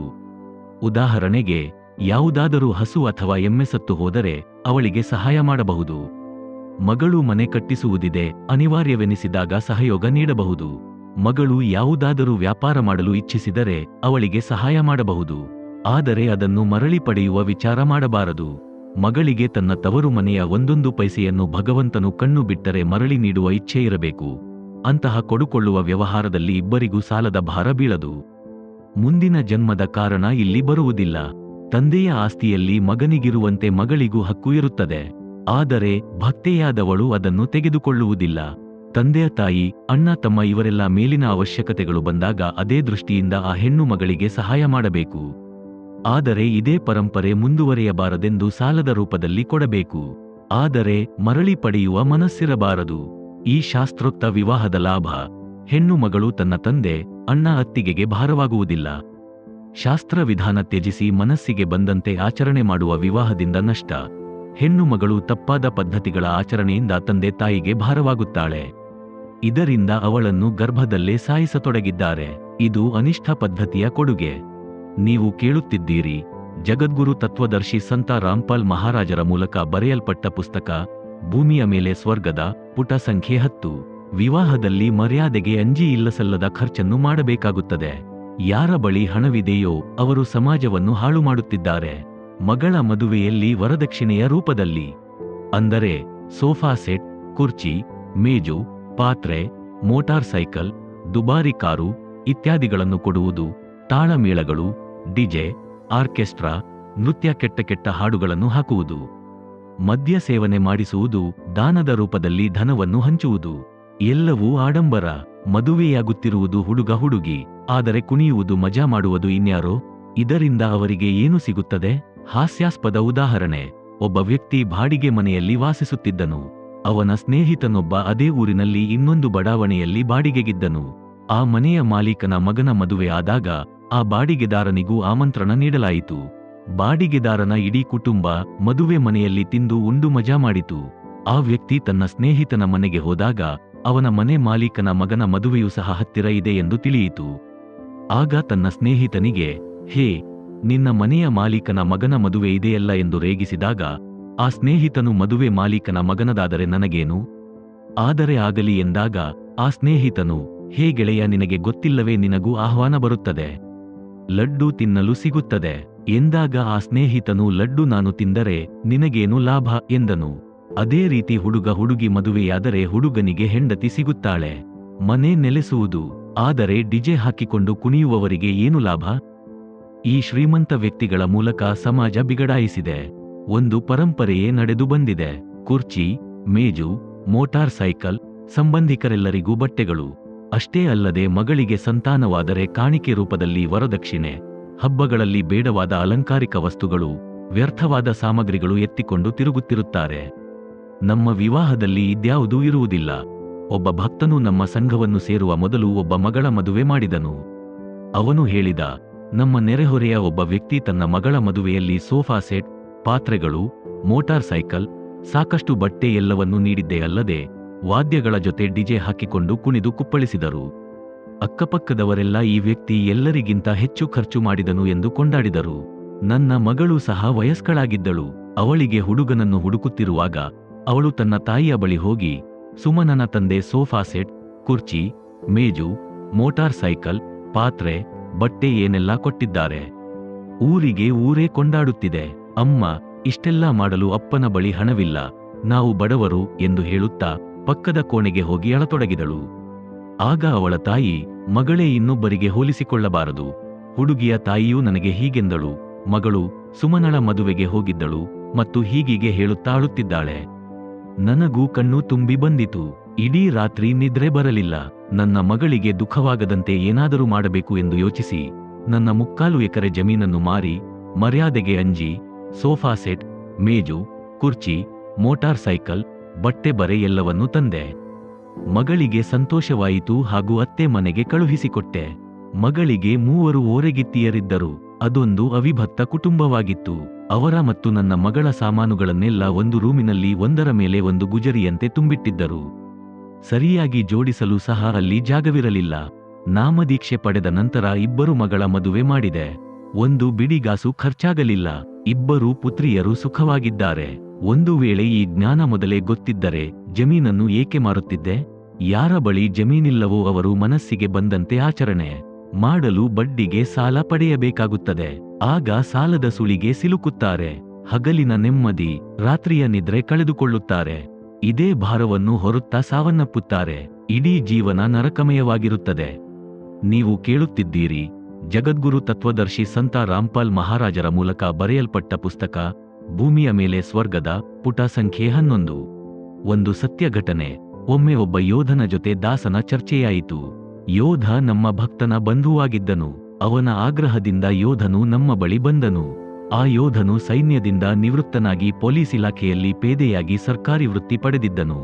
ಜ್ಞಾನದ ಬಗ್ಗೆ ಚರ್ಚೆ ಮಾಡುವಾಗ ನಾವು ವಿವಾಹದ ಬಗ್ಗೆಯೂ ಚರ್ಚಿಸುತ್ತಿರುತ್ತೇವೆ. ಈ ಪೊಲೀಸ್ ಪೇದೆಯು 1 ತಿಂಗಳ ಹಿಂದಷ್ಟೇ ತನ್ನ ಜ್ಯೇಷ್ಠ ಪುತ್ರಿಯ ಮದುವೆ ಮಾಡಿದ್ದಾಗಿಯೂ 21 ಲಕ್ಷ ಖರ್ಚು ಮಾಡಿದ್ದಾಗಿಯೂ ಆ ಭಕ್ತನು ತಿಳಿಸಿದ್ದನು. ಆ ಯೋಧನಿಗೆ ಇನ್ನೂ ಒಬ್ಬ ಮಗನೂ ಒಬ್ಬ ಮಗಳೂ ಇರುವುದಾಗಿ ತಿಳಿಯಿತು. ದಾಸನು ಹೀಗೆಂದನು, ಸೈನ್ಯದಿಂದ ತಂದ 20 ವರ್ಷದ ಸಂಪಾದನೆಯನ್ನು ಒಂದು ಮದುವೆಗೆ ಖರ್ಚು ಮಾಡಿರುವಿರಿ. ನೀವೀಗ 50ರ ಆಸುಪಾಸಿನಲ್ಲಿದ್ದೀರಿ. ಚಿಕ್ಕ ಮಗಳ ಮದುವೆಗೆ ಎಲ್ಲಿಂದ ಹಣ ತರುವಿರಿ ಎಂದಾಗ ಆ ಪೇದೆಯು ಹೀಗೆಂದನು, ಸೈನ್ಯದಿಂದ ಸಂಪಾದಿಸಿದ ಹಣ ಸಾಕಾಗದೆ ಸಾಲ ಮಾಡಬೇಕಾಯಿತು. ಹೀಗೆ ಖರ್ಚು ಮಾಡುವುದು ಸರಿಯಲ್ಲ, ನಮ್ಮ ಮಿತಿ ನೋಡಿಕೊಂಡು ಖರ್ಚು ಮಾಡಬೇಕು ಎಂದು ನಾನು ಹೇಳಿದಾಗ ಆ ಪೇದೆಯು, ಅಳಿಯ ಬ್ಯಾಂಕಿನಲ್ಲಿ ಕೆಲಸ ಮಾಡುತ್ತಾನೆ, ಮಗಳು ಚೆನ್ನಾಗಿ ಓದಿದ್ದಾಳೆ, ಅವಳು ಸುಖವಾಗಿ ಇರುತ್ತಾಳೆ. ಆಗ ನಾನು, ಮಗಳ ಕರ್ಮದಲ್ಲಿ ಸುಖವಿದ್ದರೆ ಸಿಕ್ಕೇ ಸಿಗುತ್ತದೆ, ಹಣದಿಂದ ಸುಖವನ್ನು ಕೊಂಡುಕೊಳ್ಳಲು ಸಾಧ್ಯವಿಲ್ಲ ಎಂದು ಹೇಳುತ್ತಾ ನನ್ನನ್ನೇ ಒಂದು ಉದಾಹರಣೆಯಾಗಿ ನೀಡಿದೆ. ನಾನು ನೀರಾವರಿ ಇಲಾಖೆಯಲ್ಲಿ ಜೂನಿಯರ್ ಎಂಜಿನಿಯರ್ ಆಗಿದ್ದೆ. ನನಗೊಬ್ಬ MD ಎಂದರೆ IAS ಅಧಿಕಾರಿ ಇದ್ದರು. ಅವರು ಸದ್ಯದಲ್ಲೇ ನಿವೃತ್ತರಾಗುವರಿದ್ದರು. ಅವರು 1988ರಲ್ಲಿ ತಮ್ಮ ಮಗಳ ಮದುವೆಗಾಗಿ 3.5 ಲಕ್ಷ ಖರ್ಚು ಮಾಡಿದರು. ಅದು ವರ್ತಮಾನದಲ್ಲಿ 1 ಕೋಟಿಗೆ ಸಮ. ಅವರು ನಿವೃತ್ತರಾದರು. ಆದರೆ ವಿವಾಹವಾದ 1 ವರ್ಷದಲ್ಲೇ ಮಗಳ ವಿಚ್ಛೇದನವಾಯಿತು. ಆ ಅಧಿಕಾರಿ ಟೆನ್ಷನ್ನಲ್ಲೇ ಇರತೊಡಗಿದರು. ಮಗಳು ಸುಖವಾಗಿರುತ್ತಾಳೆ ಎಂದು ಗಳಿಸಿದ್ದನ್ನೆಲ್ಲ ಖರ್ಚು ಮಾಡಿದರು. ಆದರೆ ತಾನು ಸುಖವಾಗಿರಲಿಲ್ಲ, ಮಗಳು ಸುಖವಾಗಿರಲಿಲ್ಲ. ಅದೇ ಚಿಂತೆಯಲ್ಲಿ ಹೃದಯಾಘಾತವಾಗಿ ಸಾವನ್ನಪ್ಪಿದರು. ಆಗ ಪೇದೆಯು ಹೀಗೆಂದನು, ಹಾಗಾದರೆ ನೀವು ಮಾಡಿಸುವ ಮದುವೆ ಮುರಿದು ಹೋಗುವುದಿಲ್ಲವೇ? ಆಗ ನಾನು ಹೀಗೆಂದೆನು, ಬಹಳ ಕಡಿಮೆ. ವಿಚ್ಛೇದನವಾದರೂ ಸಹ ಲಕ್ಷಗಟ್ಟಲೆ ನಷ್ಟವಂತೂ ಆಗುವುದಿಲ್ಲವಲ್ಲ. ಸ್ವಲ್ಪ ಸಮಯದ ನಂತರ ಮತ್ತೆ ಮದುವೆ ಮಾಡಿದರಾಯಿತು. ಮದುವೆಗೆ 4 ಆಣೆ ಖರ್ಚು ತಗಲುವುದಿಲ್ಲ. ಆಗ ಪೇದೆಯು, ಈ ಮಾತಂತೂ ಸರಿ, ಒಪ್ಪುವಂತದ್ದೇ ಎಂದು ತನ್ನ ಸೋಲನ್ನು ಒಪ್ಪಿಕೊಂಡನು. ಕೆಲವರು ಆಡಂಬರದ ಪರಂಪರೆಯ ಭಾರವನ್ನು ಕೆಳಗಿಳಿಸುವುದು ಅಷ್ಟು ಸುಲಭವಲ್ಲ. ನಮ್ಮ ಜ್ಞಾನದ ಮಾತನ್ನು ಕೇಳಿ ವಿಚಾರ ಮಾಡಿದರೆ ತಿಳುವಳಿಕೆ ಮೂಡುತ್ತದೆ. 3 ತಿಂಗಳ ನಂತರ ಆ ಪೇದೆಗೆ ಹೃದಯಾಘಾತವಾಗಿ ಸಾವಿಗೀಡಾದನೆಂದು ಆ ಭಕ್ತನಿಂದ ತಿಳಿಯಿತು. ನಾನು ಹೇಳಿರುವುದು ಇಲ್ಲಿ ಸ್ಪಷ್ಟವಾಗಿ ನಿಮಗೆ ಗೋಚರವಾಗಿರಬಹುದು. ಈಗ ಉಡುಗೊರೆ ರೂಪದ ಪರಂಪರೆಯ ಬಗ್ಗೆ ಬೆಳಕು ಚೆಲ್ಲುತ್ತೇನೆ. ಊರಿನಲ್ಲಿ ದಾಸನು ಕೇಳಿದ್ದನು. ದೊಡ್ಡವರೆಲ್ಲ ತಮಾಷೆಗಾಗಿ ಹೀಗೆನ್ನುತ್ತಿದ್ದರು, ಅದೇನೆಂದರೆ, ಹುಡುಗಿಯ ಅಂದರೆ ಮಗಳ ಸಂತಾನ ಕೂಡ ದುಃಖ ನೀಡುತ್ತದೆ. ಮೊಮ್ಮಗಳ ಮದುವೆಯ ಆ ಕಾರ್ಯಕ್ರಮದಲ್ಲಿ ಸಾಕಷ್ಟು ಹಣ ವ್ಯಯಿಸುತ್ತಾರೆ. ಆ ಮಗಳಿಗೆ ಯಾವುದೇ ಚ್ಯುತಿ ಬಾರದಂತೆ ನೋಡಿಕೊಳ್ಳುತ್ತಾರೆ. ವ್ಯರ್ಥವಾಗಿ ಹಣ ಪೋಲು ಮಾಡುತ್ತಾರೆ. ನಗದು ನೀಡಿದರೆ ಅದು ಕೆಲಸಕ್ಕೆ ಬರುತ್ತದೆ. ಆದರೆ ಬಟ್ಟೆ ಇತ್ಯಾದಿಗಾಗಿ ಹಣ ಸುರಿದರೆ ಅದು ವ್ಯರ್ಥ. 2-3 ಅಣ್ಣಂದಿರಿದ್ದರೆ ಅವರು ಹಣ ಸಂಗ್ರಹಿಸಿ ಭಾತ್ ಕಾರ್ಯಕ್ರಮ ಆಯೋಜಿಸುತ್ತಾರೆ. ಒಟ್ಟಿನಲ್ಲಿ ಆ ಭಾತ್ ಪರಂಪರೆಯನ್ನು ಭಾರವೆಂದೇ ತಿಳಿಯುತ್ತಾರೆ. ಯಾರಿಗೆ ಅಣ್ಣ ತಮ್ಮಂದಿರಿಲ್ಲವೋ ಅವಳ ಮಕ್ಕಳ ಮದುವೆ ಇದ್ದಾಗ ಭಾತ್ ಕಾರ್ಯಕ್ರಮಕ್ಕೆ ಎಲ್ಲಿ ಹೋಗಬೇಕು? ಆಗ ಆ ಹೆಣ್ಣು ಮಗಳು ಮನೆಯಲ್ಲಿ ಕುಳಿತು ತನ್ನಷ್ಟಕ್ಕೆ ತಾನೇ ಅಳುತ್ತಿರುತ್ತಾಳೆ. ಅವಳ ಚಿಂತೆಯನ್ನು ನೋಡಿ ಈ ಭಾತ್ ಕಾರ್ಯಕ್ರಮ ವ್ಯರ್ಥವಾದದ್ದು, ಇದನ್ನು ಮಾಡಬಾರದು ಎಂದು ನಾವು ನಿರ್ಣಯ ಕೈಗೊಂಡೆವು. ಅಕ್ಕ ತಂಗಿಯರಿಗೆ ಆಪತ್ತಿನಲ್ಲಿ ಮನ ಬಿಚ್ಚಿ ಸಹಾಯ ಮಾಡಬೇಕು. ನೀವು ಕೇಳುತ್ತಿದ್ದೀರಿ, ಜಗದ್ಗುರು ತತ್ವದರ್ಶಿ ಸಂತ ರಾಮ್ಪಾಲ್ ಮಹಾರಾಜರ ಮೂಲಕ ಬರೆಯಲ್ಪಟ್ಟ ಪುಸ್ತಕ ಭೂಮಿಯ ಮೇಲೆ ಸ್ವರ್ಗದ, ಪುಟ ಸಂಖ್ಯೆ 12. ಒಬ್ಬ ಹೆಣ್ಣು ಮಗಳ ಅಣ್ಣಂದಿರು 21,000ದಷ್ಟು ಖರ್ಚು ಮಾಡಿದರೆ ಇನ್ನೊಬ್ಬರ ಅಣ್ಣ 51,000ದಷ್ಟು ಹಣ ಖರ್ಚು ಮಾಡಿದ್ದಾನೆ. ಆದರೆ ಒಬ್ಬ ಬಡ ಹುಡುಗಿಯ ಅಣ್ಣ 1,100 ರೂಪಾಯಿಗಳನ್ನು ಸಹ ಕೊಡಲು ಸಾಧ್ಯವಾಗದು. ಆಗ ಅವಳಿಗೆ ನಾಚಿಕೆಯಿಂದ ತಲೆ ತಗ್ಗಿಸಬೇಕಾಗುತ್ತದೆ. ಭಾತ್ ಕಾರ್ಯಕ್ರಮದಲ್ಲಿ ಕೊಡುವ ಹಣದಿಂದ ಅಥವಾ ವರದಕ್ಷಿಣೆಯಿಂದ ಇಡೀ ಜೀವನ ನಡೆಯುವುದಿಲ್ಲ. ಹೋಗುವ ಬರುವ ಹೆಂಗಸರು ಏನೆಲ್ಲ ಹೇಳುವರೋ ಗೊತ್ತಿಲ್ಲ. ಆದರೆ ಆ ಹೆಣ್ಣು ಮಗಳು ಒಳಗೊಳಗೆ ದುಃಖಪಡುತ್ತಾಳೆ. ಆದ್ದರಿಂದ ಈ ಪರಂಪರೆಗೆ ಇತಿಶ್ರೀ ಹಾಡಬೇಕು. ಹೆಣ್ಣು ಮಗಳನ್ನು ಸುಖವಾಗಿರಿಸಬೇಕು. ಹೆಣ್ಣು ಮಗಳು ಯಾರ ಆಶ್ರಯದಲ್ಲೂ ಇರಬಾರದು. ಈ ದಾಸನು ಮಾಡುವಂತೆ ಜ್ಞಾನದ ಆಧಾರದಿಂದ ಅವಳನ್ನು ಶಕ್ತಿಶಾಲಿಯನ್ನಾಗಿ ಮಾಡಬೇಕು. ಹುಡುಗಿ ಬಂದ ತಕ್ಷಣ ಅತ್ತಿಗೆಯ ಮನಸ್ಸಿನಲ್ಲಿ 5-10 ಸಾವಿರ ಖರ್ಚು ಬಂತು ಎಂಬ ಭಾವನೆ ಮೂಡುತ್ತದೆ. ಈ ತರಹದ ಮಾತುಗಳನ್ನು ಹೆಂಗಸರು ಆಡುವುದನ್ನು ದಾಸನು ಚಿಕ್ಕವನಾಗಿದ್ದಾಗ ಕೇಳಿದ್ದಾನೆ. ಈಗ ನಮ್ಮ ಮಗಳು ಅಥವಾ ಸಹೋದರಿ, ತಂದೆ ತಾಯಿ, ಅಣ್ಣ, ಅತ್ತಿಗೆ, ಅಕ್ಕ ತಂಗಿ ಇವರನ್ನು ಭೇಟಿಯಾಗಲು ಬಹಳ ಗೌರವದಿಂದ ಬರುತ್ತಾಳೆ. ಅವರೆಲ್ಲ ತಮ್ಮವರೆಂಬ ಭಾವನೆಯಿಂದ ಅತಿಥಿಗಳಂತೆ ಬರುತ್ತಾಳೆ. ಊಟದ ಖರ್ಚಷ್ಟೇ ಇರುತ್ತದೆ. ಒಂದು ವೇಳೆ ತಂದೆಯ ತಾಯಿ, ಅಣ್ಣ, ಅತ್ತಿಗೆ ಇವರೆಲ್ಲ ಹಣ ಅಥವಾ ಬಟ್ಟೆ ಕೊಡಲು ಬಂದರೆ ಕೈಜೋಡಿಸಿ ನಿರಾಕರಿಸುತ್ತಾ, ನಮ್ಮ ಗುರುಗಳ ಆದೇಶವಿಲ್ಲ, ನೀವು ಇಷ್ಟೆಲ್ಲ ಬೆಳೆಸಿ ದೊಡ್ಡವಳನ್ನಾಗಿ ಮಾಡಿದ್ದೀರಿ, ಓದು ಬರಹದಲ್ಲಿ ಕೊರತೆ ತರಲಿಲ್ಲ ಎಂದು ಹೇಳುತ್ತಾಳೆ. ಅಂತಹ ಹೆಣ್ಣು ಮಕ್ಕಳು ತವರಿಗೆ ಬರಬೇಕೆಂದು ಅತ್ತಿಗೆಯೂ ಸಹ ಕಾಯುತ್ತಿರುತ್ತಾಳೆ. ಫೋನ್ ಮಾಡಿ ಸಹ ಬಂದು ಹೋಗಿ ಮಾಡುತ್ತಿರು, ನಾವೆಲ್ಲ ನಿಮ್ಮವರೇ ಎಂದು ಹೇಳುತ್ತಾಳೆ. ಈ ಮಾತು ಆ ಹೆಣ್ಣು ಮಗಳು ತಲೆ ಎತ್ತುವಂತೆ ಮಾಡುತ್ತದೆ. ಹಾಗೂ ಗೌರವ ಹೆಚ್ಚಾಗುತ್ತದೆ. ಅವಳು ತನ್ನ ಅಣ್ಣ ತಮ್ಮಂದಿರ ಬಗ್ಗೆ ವಿಶೇಷ ಪ್ರೀತಿ ತೋರಿಸುತ್ತಾಳೆ. ಆದರೆ ಈ ವ್ಯರ್ಥವಾದ ಆಡಂಬರದ ಕೊಡುಕೊಳ್ಳುವಿಕೆಯಿಂದ ಪವಿತ್ರ ಬಂಧನದಲ್ಲಿ ವಿಷ ಸೇರಿದೆ. ಇದರಿಂದ ಹೆಣ್ಣು ಮಗಳಿಗೆ ಯಾವ ಆಶ್ರಯವೂ ಸಿಗುವುದಿಲ್ಲ. ತನ್ನ ಸಂಪಾದನೆಯಿಂದ ಜೀವನ ನಡೆಯುತ್ತದೆ. ನಾವು ಕಬೀರ ಪರಮೇಶ್ವರರಿಗೆ ಶರಣಾಗಿದ್ದೇವೆ. ನಮ್ಮ ಮಕ್ಕಳು ಸಹ ಪರಮಾತ್ಮನಿಗೆ ಶರಣಾಗಿದ್ದಾರೆ. ಭಕ್ತಿ, ಸೇವೆ, ದಾನ ಮಾಡುತ್ತೇವೆ. ಪರಮಾತ್ಮನು ಎಲ್ಲಾ ರೀತಿಯಲ್ಲೂ ವೃದ್ಧಿ ಮಾಡುತ್ತಾನೆ. ಒಂದು ವೇಳೆ ನಾವು ಯಾರಿಂದಲಾದರೂ ಏನಾದರೂ ತೆಗೆದುಕೊಂಡಿದ್ದರೆ ಮುಂದಿನ ಜನ್ಮದಲ್ಲಿ ತೀರಿಸಬೇಕಾಗುತ್ತದೆ. ಆದ್ದರಿಂದ ನಮ್ಮ ಹೆಣ್ಣು ಮಕ್ಕಳು ಈ ನಂಬಿಕೆಯನ್ನು ಇಟ್ಟುಕೊಂಡು ಬಿಡಿಗಾಸನ್ನು ಸಹ ತೆಗೆದುಕೊಳ್ಳುವುದಿಲ್ಲ. ಒಬ್ಬ ಹೆಣ್ಣು ಮಗಳು ಹೇಳಿದ್ದು, ಯಾವಾಗ ನಾನು ನಾಮದೀಕ್ಷೆ ಪಡೆದುಕೊಳ್ಳುವುದಕ್ಕಿಂತ ಮೊದಲು ನನ್ನ ಮನೆಗೆ ಹೋದಾಗ ನನ್ನ ಅಣ್ಣ ನನಗೆ 100-200 ರೂಪಾಯಿ ಕೊಡುತ್ತಿದ್ದನು. ಅದನ್ನು ನಾನು ತೆಗೆದುಕೊಳ್ಳುತ್ತಿದ್ದೆ. ನನ್ನ ಅತ್ತಿಗೆಯ ಸ್ವಭಾವ ಅಷ್ಟು ಚೆನ್ನಾಗಿರಲಿಲ್ಲ. ನಂತರ ಅವಳು ಅಣ್ಣನ ಜೊತೆ ಜಗಳವಾಡುತ್ತಿದ್ದಳು. ಇದನ್ನು ನನ್ನ ತಾಯಿ ನನಗೆ ಹೇಳುತ್ತಿದ್ದಳು. ಆದರೆ ನನ್ನ ದುರಾಸೆ ನನ್ನನ್ನು ಬಿಡಲಿಲ್ಲ. ಅತ್ತಿಗೆ ಹೊಟ್ಟೆ ಉರಿದುಕೊಂಡರೆ ಉರಿದುಕೊಳ್ಳಲಿ, ಅಂದರೆ ಎಲ್ಲ ಅತ್ತಿಗೆಯರು ಒಂದೇ ರೀತಿ ಇರುವುದಿಲ್ಲ. ಕೆಲವರಂತೂ ತಮ್ಮ ನಾದಿನಿಯರನ್ನು ತಾಯಿಗಿಂತ ಹೆಚ್ಚು ಪ್ರೀತಿಸುತ್ತಾರೆ. ಅವರೆಲ್ಲ ಒಳ್ಳೆಯ ಮನೆತನದ ಹೆಣ್ಣು ಮಕ್ಕಳು. ನನ್ನ ನಾದಿನಿ ಬಂದಾಗ ನನ್ನ ಪತಿಯೂ ಸಹ ಹಣ ನೀಡುತ್ತಿದ್ದರು. ಆಗ ನನಗೂ ದುಃಖವಾಗುತ್ತಿತ್ತು. ಇಷ್ಟೆಲ್ಲ ಹಣ ಕೊಟ್ಟರೆ ಮನೆ ನಡೆಯುವುದು ಕಷ್ಟ, ನೋಡಿಕೊಂಡು ಹಣ ಕೊಡಿ ಎನ್ನುತ್ತಿದ್ದೆ. ನೀವು ಕೇಳುತ್ತಿದ್ದೀರಿ ಜಗದ್ಗುರು ತತ್ವದರ್ಶಿ ಸಂತ ರಾಮ್ಪಾಲ್ ಮಹಾರಾಜರ ಮೂಲಕ ಬರೆಯಲ್ಪಟ್ಟ ಪುಸ್ತಕ ಭೂಮಿಯ ಮೇಲೆ ಸ್ವರ್ಗದ, ಪುಟ ಸಂಖ್ಯೆ 13. ಯಾವಾಗ ನಾಮದೀಕ್ಷೆ ಪಡೆದೆನೋ ಕಾಲನ ಜಾಲವನ್ನು ಚೆನ್ನಾಗಿ ಅರಿತೆ. ಮುಂದೆ ಈ ನರಕದ ಭಾರವನ್ನು ಹೊರಲಾರೆ. ನಾಮದೀಕ್ಷೆ ಪಡೆದ ನಂತರ ತಾಯಿ ಮನೆಗೆ ಹೋಗಿ ಮರಳಿ ಬರುವಾಗ ಅಣ್ಣ 500ರ ನೋಟೊಂದನ್ನು ಕೊಟ್ಟನು. ಅದನ್ನು ನಾನು ಕೈಯಿಂದಲೂ ಮುಟ್ಟಲಿಲ್ಲ. ಇದಕ್ಕಿಂತ ಮೊದಲು ಅಣ್ಣ ಕೊಡುವುದೇ ತಡ. ಅತ್ತಿಗೆ ನೋಡಬಾರದೆಂದು ಅವನ ಕೈಯಿಂದ ಕಸಿದುಕೊಂಡು ಮುಚ್ಚಿಟ್ಟುಕೊಳ್ಳುತ್ತಿದ್ದೆ. ಆದರೆ ಈಗ ನಾನು, ಅಣ್ಣ, ಇಲ್ಲಿಯವರೆಗೆ ಬಹಳಷ್ಟು ತೆಗೆದುಕೊಂಡಿರುವೆ, ಈಗ ಬೇಡ ಎಂದೆ. ಹಣ ಕಡಿಮೆ ಕೊಡುವುದರಿಂದ ತಂಗಿ ಕೋಪಗೊಂಡು ಹೀಗೆ ಹೇಳುತ್ತಿರಬಹುದು ಎಂದು ತಿಳಿದು ಅಣ್ಣನ ಕಣ್ಣಿನಲ್ಲಿ ನೀರು ಬಂತು. ಅವನು ಅಳುತ್ತಾ ಹೀಗೆಂದನು, ತಂಗಿ, ನಿನ್ನ ಅಣ್ಣ ಬಡವ, ಆದ್ದರಿಂದ ಸ್ವಲ್ಪವೇ ಹಣ ಕೊಡುತ್ತಿರುವೆ, ತೆಗೆದುಕೋ, ಭಗವಂತ ಕಣ್ಣು ಬಿಟ್ಟರೆ ರಾಶಿ ರಾಶಿ ಹಣ ಕೊಡುವೆ. ಆಗ ನಾನು ಹೇಳಿದೆ, ಅಣ್ಣ, ನಾನು ಗುರೂಜಿ ಸಂತ ರಾಮ್ಪಾಲ್ ಮಹಾರಾಜ ಅವರಿಂದ ನಾಮದೀಕ್ಷೆ ಪಡೆದಿರುವೆ. ಅವರ ಜ್ಞಾನವನ್ನು ಅರಿತಿರುವೆ. ಯಾವ ಹೆಣ್ಣು ಮಗಳು ಸಹ ತನ್ನ ಅಣ್ಣ ತಾಯಿ ತಂದೆಯರಿಂದ ವಿವಾಹ ನಂತರ ಹಣ, ಬಟ್ಟೆ ಪಡೆಯಬಾರದೆಂದು ಅವರ ಷರತ್ತು. ಪರಮಾತ್ಮನ ಮೇಲೆ ನಂಬಿಕೆ ಇಡಬೇಕು. ಒಬ್ಬ ಹೆಣ್ಣು ಮಗಳು ಸತ್ಸಂಗದಲ್ಲಿ ಹೀಗೆಂದಳು, ನಾನು ತಾಯಿಯ ಮನೆಯಿಂದ ಹೊರಟಾಗ ನನ್ನ ತಾಯಿ 5,000 ರೂಪಾಯಿ ನನ್ನ ಪರ್ಸಿನಲ್ಲಿ ಇಡುತ್ತಾ ಇಷ್ಟೇ ಹಣ ಇರುವುದೆಂದು ಹೇಳಿದಳು. ನಾನು ದುರಾಸೆಯಿಂದ ಅದನ್ನು ತೆಗೆದುಕೊಂಡು ಬಂದೆ. 3ನೇ ದಿನವೇ ನಮ್ಮ ಮನೆಯ ಒಂದು ಕರು ಸತ್ತು ಹೋಯಿತು. ಎಮ್ಮೆ 12 ಲೀಟರ್ ಹಾಲು ಕೊಡುತ್ತಿತ್ತು. 1,22,000 ಕೊಟ್ಟು ಅದನ್ನು ತರಲಾಗಿತ್ತು. ಇದ್ದಕ್ಕಿದ್ದಂತೆ ಆ ಎಮ್ಮೆ ಹಾಲು ಕೊಡುವುದನ್ನು ನಿಲ್ಲಿಸಿತು. ಆಗ ಅದನ್ನು ಕೇವಲ 50,000ಕ್ಕೆ ಮಾರಬೇಕಾಗಿ ಬಂದಿತು. ತಕ್ಷಣವೇ ನನ್ನ ತಪ್ಪಿನ ಅರಿವಾಯಿತು.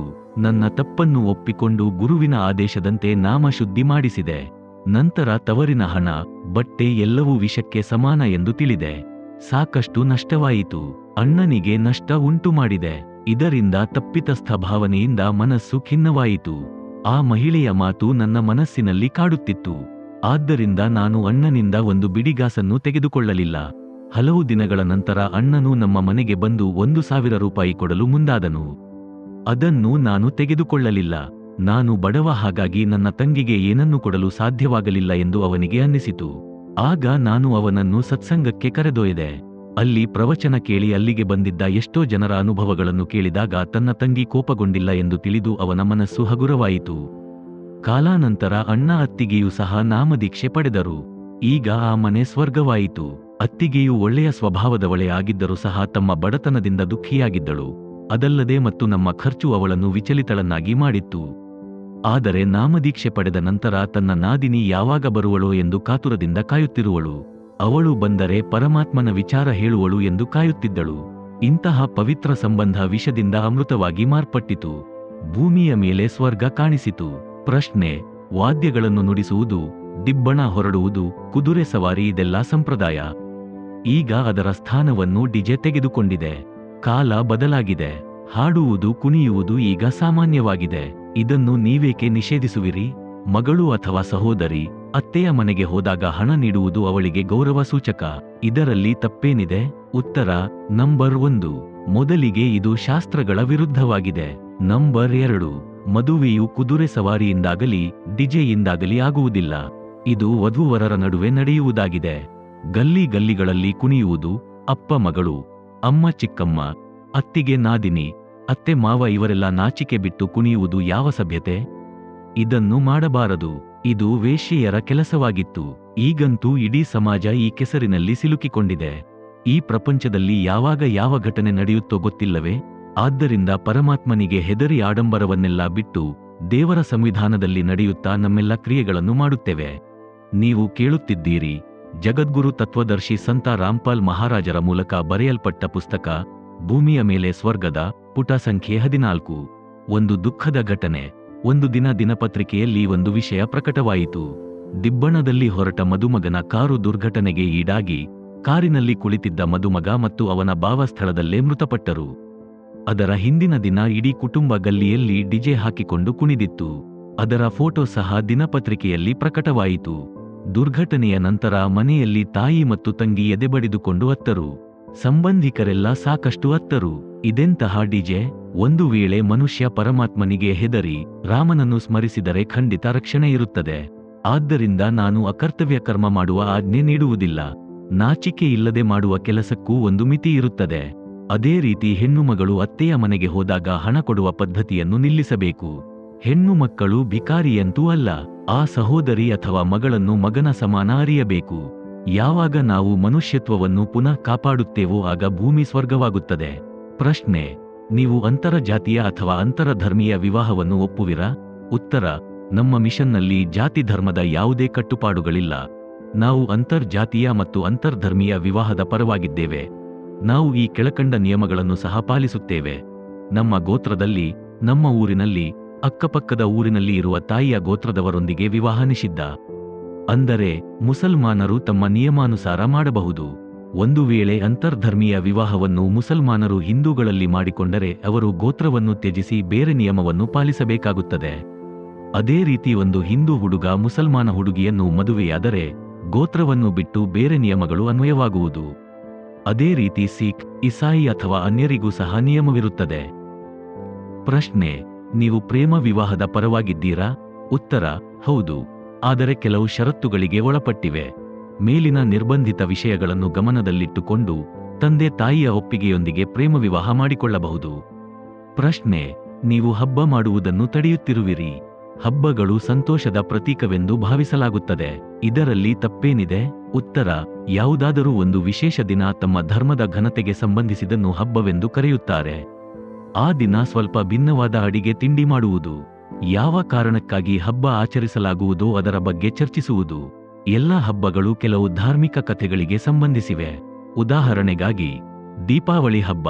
ಆ ದಿನದ ವಿಶೇಷವೇನೆಂದರೆ ಶ್ರೀರಾಮಚಂದ್ರನು ತನ್ನ ಹೆಂಡತಿ ಸೀತೆಯ ಜೊತೆಗೆ 14 ವರ್ಷ ವನವಾಸ ಮುಗಿಸಿ ರಾವಣನಿಂದ ಸೀತೆಯನ್ನು ಬಂಧಮುಕ್ತಗೊಳಿಸಿ ಅಯೋಧ್ಯೆಗೆ ಕರೆತಂದನು.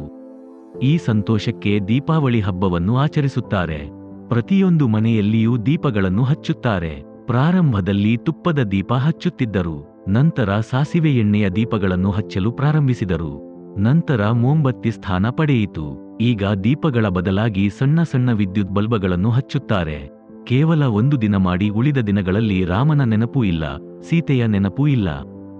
ನೀವು ಕೇಳುತ್ತಿದ್ದೀರಿ ಜಗದ್ಗುರು ತತ್ವದರ್ಶಿ ಸಂತ ರಾಮ್ಪಾಲ್ ಮಹಾರಾಜರ ಮೂಲಕ ಬರೆಯಲ್ಪಟ್ಟ ಪುಸ್ತಕ ಭೂಮಿಯ ಮೇಲೆ ಸ್ವರ್ಗದ, ಪುಟ ಸಂಖ್ಯೆ 15. ನಿಮಗೆ ನೆನಪಿದೆಯಾ? ಒಬ್ಬ ಅಗಸನ ವ್ಯಂಗ್ಯದಿಂದ ಸೀತೆಯನ್ನು 2 ವರ್ಷಗಳ ನಂತರ ಮನೆಯಿಂದ ಹೊರಹಾಕಲಾಯಿತು. ಆ ಸಮಯದಲ್ಲಿ ಅವಳು ಗರ್ಭಿಣಿಯಾಗಿದ್ದಳು.